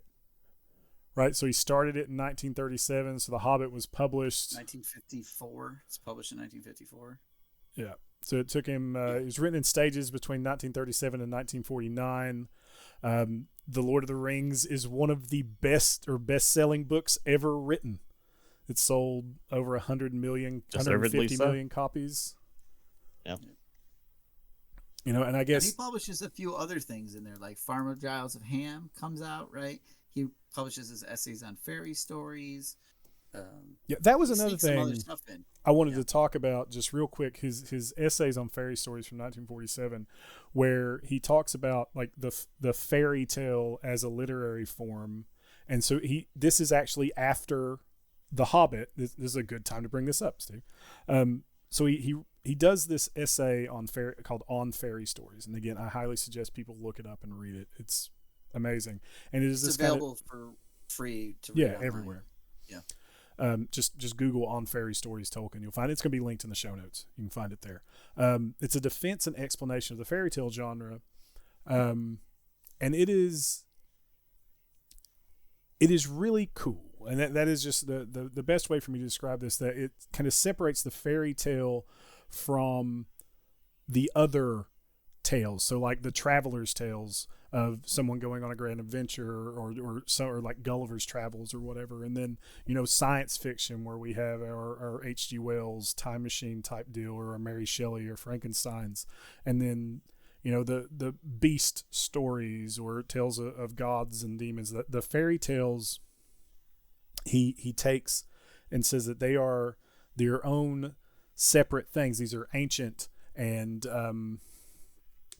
that the touchstone of an authentic fairy tale is that it is presented as wholly credible. And he's quoted as saying, "It is at any rate essential to a genuine fairy story, as distinct from the employment of this form for lesser or debased purposes, that it should be presented as true. But since the fairy story deals with marvels, it cannot tolerate any frame or machinery suggesting that the whole framework in which they occur is a figment or an illusion." And essentially what that means is that if you're writing a fairy tale, you have to present the world as real. Like you're writing it from a stance that this is a real living world. This is not a figment of our imagination. So it's not like Alice in Wonderland or Through the Looking Glass, where she's in this fantastic world that may or may not be real, that may or may not exist. The Lord of the Rings and Middle Earth is its own its own living, breathing, thriving place. In that same vein, I would also say that Star Wars, the world of Star Wars, has an overlap in the fairy tale, right? For what he's kind of pointing out there. Yeah, and he considers Middle Earth to be prehistory, right? Like it's real. He discovers the Lord of the Rings books, the Red Book of Westmarch, and he translates it. Yeah. It's not that he invents it, right? Which roots it in the world, which makes it more realistic, which is why like I had issues with the Hobbit movies. There's these fantastical things that just could not happen in the world, right? The dwarves fall 12,000 stories down in Goblin Town and nobody gets hurt, or Legolas defies gravity and climbs blocks as they're falling, and he's a Jedi and stuff, which is not rooted in the world. So, and then you have these encounters with the fairy or the elves, which he does not care for the little pixie versions of elves that are told in many tales, right? Little sprites, little things sitting on tulips, the shoe cobbler elves and stuff. Yeah. Right? Yeah. But you can encounter them, and you see like in the movies when Frodo is wounded and he sees Arwen for the first time. There's the light of Valinor there. Although technically she hasn't been there, but he sees that light, that encounter with fairy. That's his experience with what he says when it's a fairy story. Right? Yeah. There's this otherworldliness, but it's still part of this world. So, which we might call magic. So, yeah.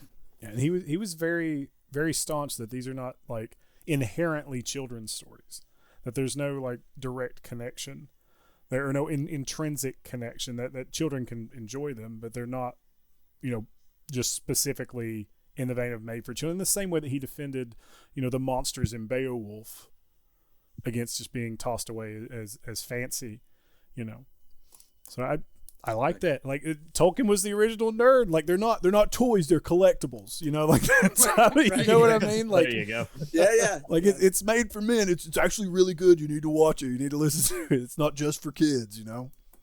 Like I like that a lot. But anyway, so from that sorry, go ahead. But to say, fun fact, right? We mentioned the Lord of the Rings published next.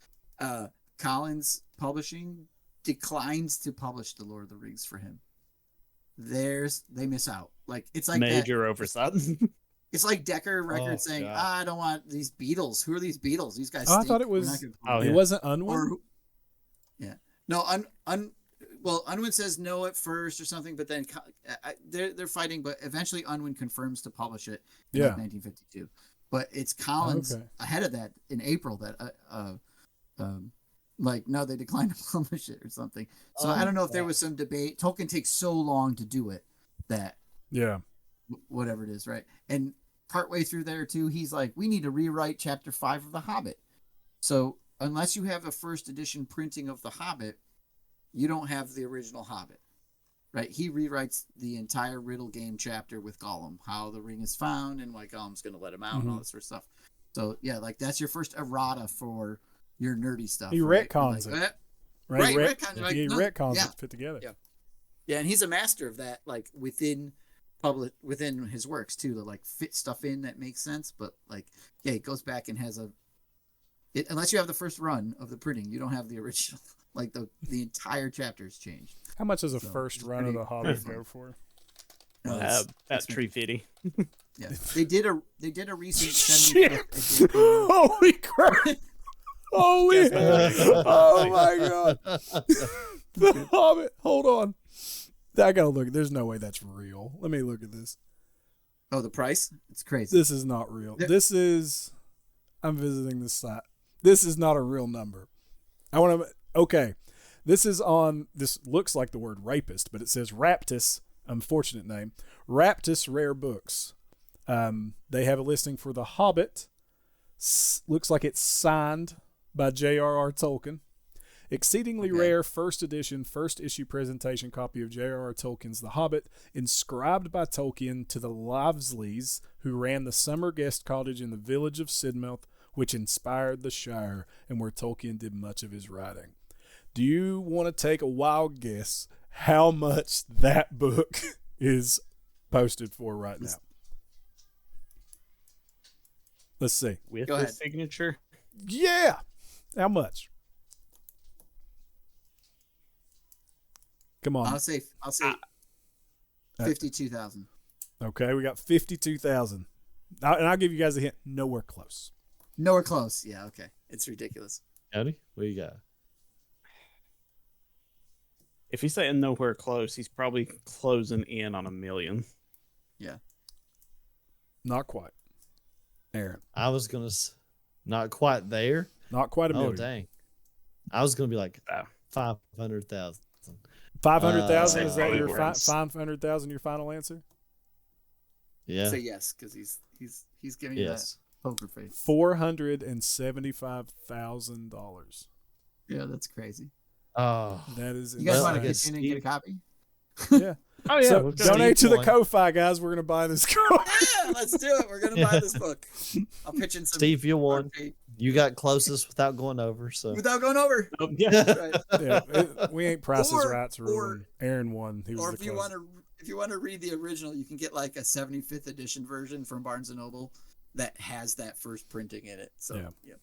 It's also, I'm pretty sure it's in the Just public text. domain, so I think you can just, well, it's close to being in public domain. It's 1937. Yeah, there's damaged so version. you got 12 years. Yeah, there's damaged versions from 1966 that you can get this like $70. There you go. All right, so we talked about The Hobbit, so let's move into a little bit of the background of the writing of Lord of the Rings. That's where we're going to call the episode.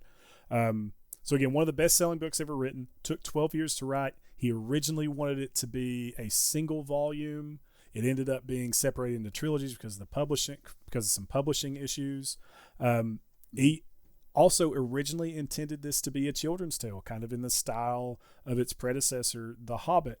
But as he worked on it, it eventually kind of turned into this darker and more serious thing. It started addressing an older audience, had this, and he drew on, as you know, Steve said, the Silmarillion, that he had this massive background of Middle Earth that he had been creating. He initially had planned to write a story in which Bilbo had used up all his treasure from The Hobbit and was looking to go on another adventure to gain more, and then was like, oh, wait, I wrote this thing about this one ring. That's probably a little more interesting. Let's do that. You know? Yeah, and you can see in the writing where like the first few chapters are very much Hobbit like. Mm-hmm. Right, there's a talking fox, and they're safe in the Shire and they're having a good time. And then as the hobbits, the four hobbits leave Hobbiton, leave the Shire, it becomes more, the tone changes, the writing changes, the style changes, and the story changes. So like there's a conscious effort there that he goes back, because he rewrites those beginning chapters over and over and over again. And you can read a ton of that stuff in the History of Middle Earth volume, the 12-part volume that was published. You can just see like original manuscripts, and Frodo wasn't called Frodo, he was some other goofy name and things like that. Oh So, yeah, I don't know what it was, but can't think of Bunko stuff. I mean, Aragorn was originally a hobbit named Trotter who had wooden shoes, and yeah. Keister so he goes back and he McDingleberry, fixes any- Yeah. Lord of the Rings. Sauron was originally evil McBoatface, and Yep. Yeah. That's great. So yeah, I mean, he revises and revises and revises. So that's why it takes him however many years it is. It seems like he was a perfectionist, right, to an extent, right? Because he had a lot of publishing disputes over like how to present the maps and his drawings, which Cody showed you earlier, how to put his drawings in and how he wanted the maps presented. And there was one issue or one printing of the book. He wanted the book printed and then the map kind of put in after the printing of the book, to give this kind of feeling to it. And there was just fights with publishing over that. But it did get published in July 29th of 1954. It was published over the course of a year from July 29th, 1954, the trilogy itself, to October 20th, 1955. And again, intended to be a single volume, but it ended up being released as what we know, The Fellowship, The Two Towers, and The Return of the King. And I think Steve, he had other names for them too. Like there were different parts. Yeah. Well. Yeah, I don't remember because he wasn't initially writing them as a trilogy, but yeah, I mean, Fellowship of the Ring comes out in July 54. November 54, The Two Towers comes out. Then a year goes by before The Return of the King comes out. So, or almost a year. It's like from November to October the next year. Mm-hmm. Yep. So that's, I can't imagine being the reader to be like, where's my other book? I mean, no writer would ever do that, right? Game of Thrones. Another famous R.R. Yeah, and part of that delay in the publishing of the last book is the appendix. He's trying to write the appendix to reconcile his dates with everything, because he's worried about what the moon looks like on certain days and how long does it take to get from here to there and how many days of travel is it and these sort of things. And some of the stuff, he puts dates in his appendix and they don't necessarily match with the actual text in the earlier books, two books ago, which he can't go back and fix now. So he does his best to try to sneak in changes or fix things that he wanted to fix. Like, I don't know if the books would ever been published if a publisher wasn't saying, give it to me now. Stop revising it. Give it to me now. Yeah. So, yeah. All right. I think that is a good spot to end on because there's more. I just found the alternate titles that Tolkien suggested for the stories of the Lord of the Rings. But if you want that, you're going to have to listen to part 2. Where we're going to do a deeper dive into the Lord of the Rings and the lore of Middle Earth. And, talk about some of the influences on it a little bit. That being said, anything else anybody want to add before we cut part 1 here? Well, I think we should, I guess we could do it in part 2. He dies in 1973. Oh yeah. With anything about Tolkien, anything you want to add about Tolkien, absolutely. Yeah. This is where my show notes end. So if there's anything else, by all means. Yeah, he dies in 1973. Stomach ulcer. Probably worried about having to listen to this show and the length of it. This is a good show. People are gonna like this. First off, we had all kinds of audio issues at the front, and we fixed them for you. So hopefully you're hearing a good sound show. And if you're not, I can't help you. That's your fault for listening. All Josh's fault. Nothing we can do about it. Yeah. I think that was it. I mean, he had a ton of stuff published by his son Christopher after the fact. Yeah, so much post. So Unfinished Tales, Silmarillion, all those 12, and there's still new ones like Children of Húrin came out in 2007. The most recent one, I think it was The The Fall of Gondolin, Gondolin, like in 2018. 2018 or something. Yeah. Yeah. Which are more collected. You know, these are the narratives from the original Silmarillion, like that narrative story. So if you like Lord of the Rings and you haven't read those ones, go back, pick them up, read them. They're amazing. Yeah. So there's so much more to Tolkien than just the Lord of the Rings. That's a lot to him, but there's so much more that he did and he wrote. Yeah. And his essays are fantastic. Like his academic stuff that he wrote while he was a professor at Oxford. Like it's phenomenal. The man was. I think it's like. Go ahead. I was saying, you pick up his book. I think it's called The Adventures of Tom Bombadil. It's just a book of poetry that he wrote, like all kinds of different poems and things like that. And many of them tie back into the Middle Earth. So lore. If only we could have had Tolkien on the Hills Have Nerds, man. That would have been good. He would have been a good that'd nerd. Been a grab. Yeah. Yeah. A big get. Yeah. That's a get. Yeah, that's it. I'm gonna get. Well, if people want to get more of you, Steve, where can they go to get more of you? You can find Critical Encounters on any podcast player. You can Google Critical Encounters podcast. We are on YouTube. We are on Twitch. We play Marvel Champions games usually Tuesday night, right about now, but I'm here instead. Facebook, all the places. Cody, if people want to get more of you, where can they get more of you? Usually find me hanging out in our Discord, but on Thursdays you can find me at twitch.tv/Coffee Break Lounge. Right now I'm going through a bunch of horror games. So, Aaron, if people want more of you, where can they get more of you? Hanging out in the Discord as usual, posting memes most of the time, or probably on a Hobbit's journey. I'm gonna go find the One Ring real quick. good luck. Absolutely. Post Malone has it if you want to go get it.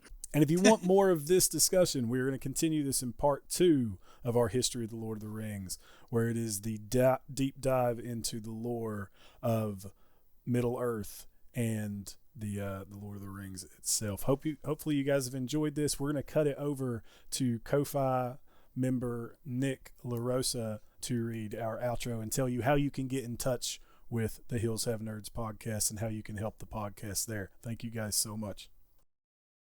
If you've enjoyed the show and want to get in on the conversation, then check out the details in the description of the episode. There you will find links to all the nerds' social media. Email us at hillshavenerds@gmail.com. Come on our Facebook or get inside of our Discord and tell us all about your connection with Tolkien and the Lord of the Rings. We want to hear about it. Also, if you want to help the show, take a second to leave a like, share, comment, subscribe, or leave a review on whatever podcaster you're listening to the boys on. It goes a long way to helping us get the word of the nerds out to all the good people. And if you're able to donate, we have a Ko-fi. On Ko-fi, you can donate to the podcast and become a member for all sorts of shout-outs and inclusions, including reading intros and outros. Every penny goes back into the show to make it the best we can for everyone we can. The link is in the show's description. Thank you all, and we'll see you on the next one.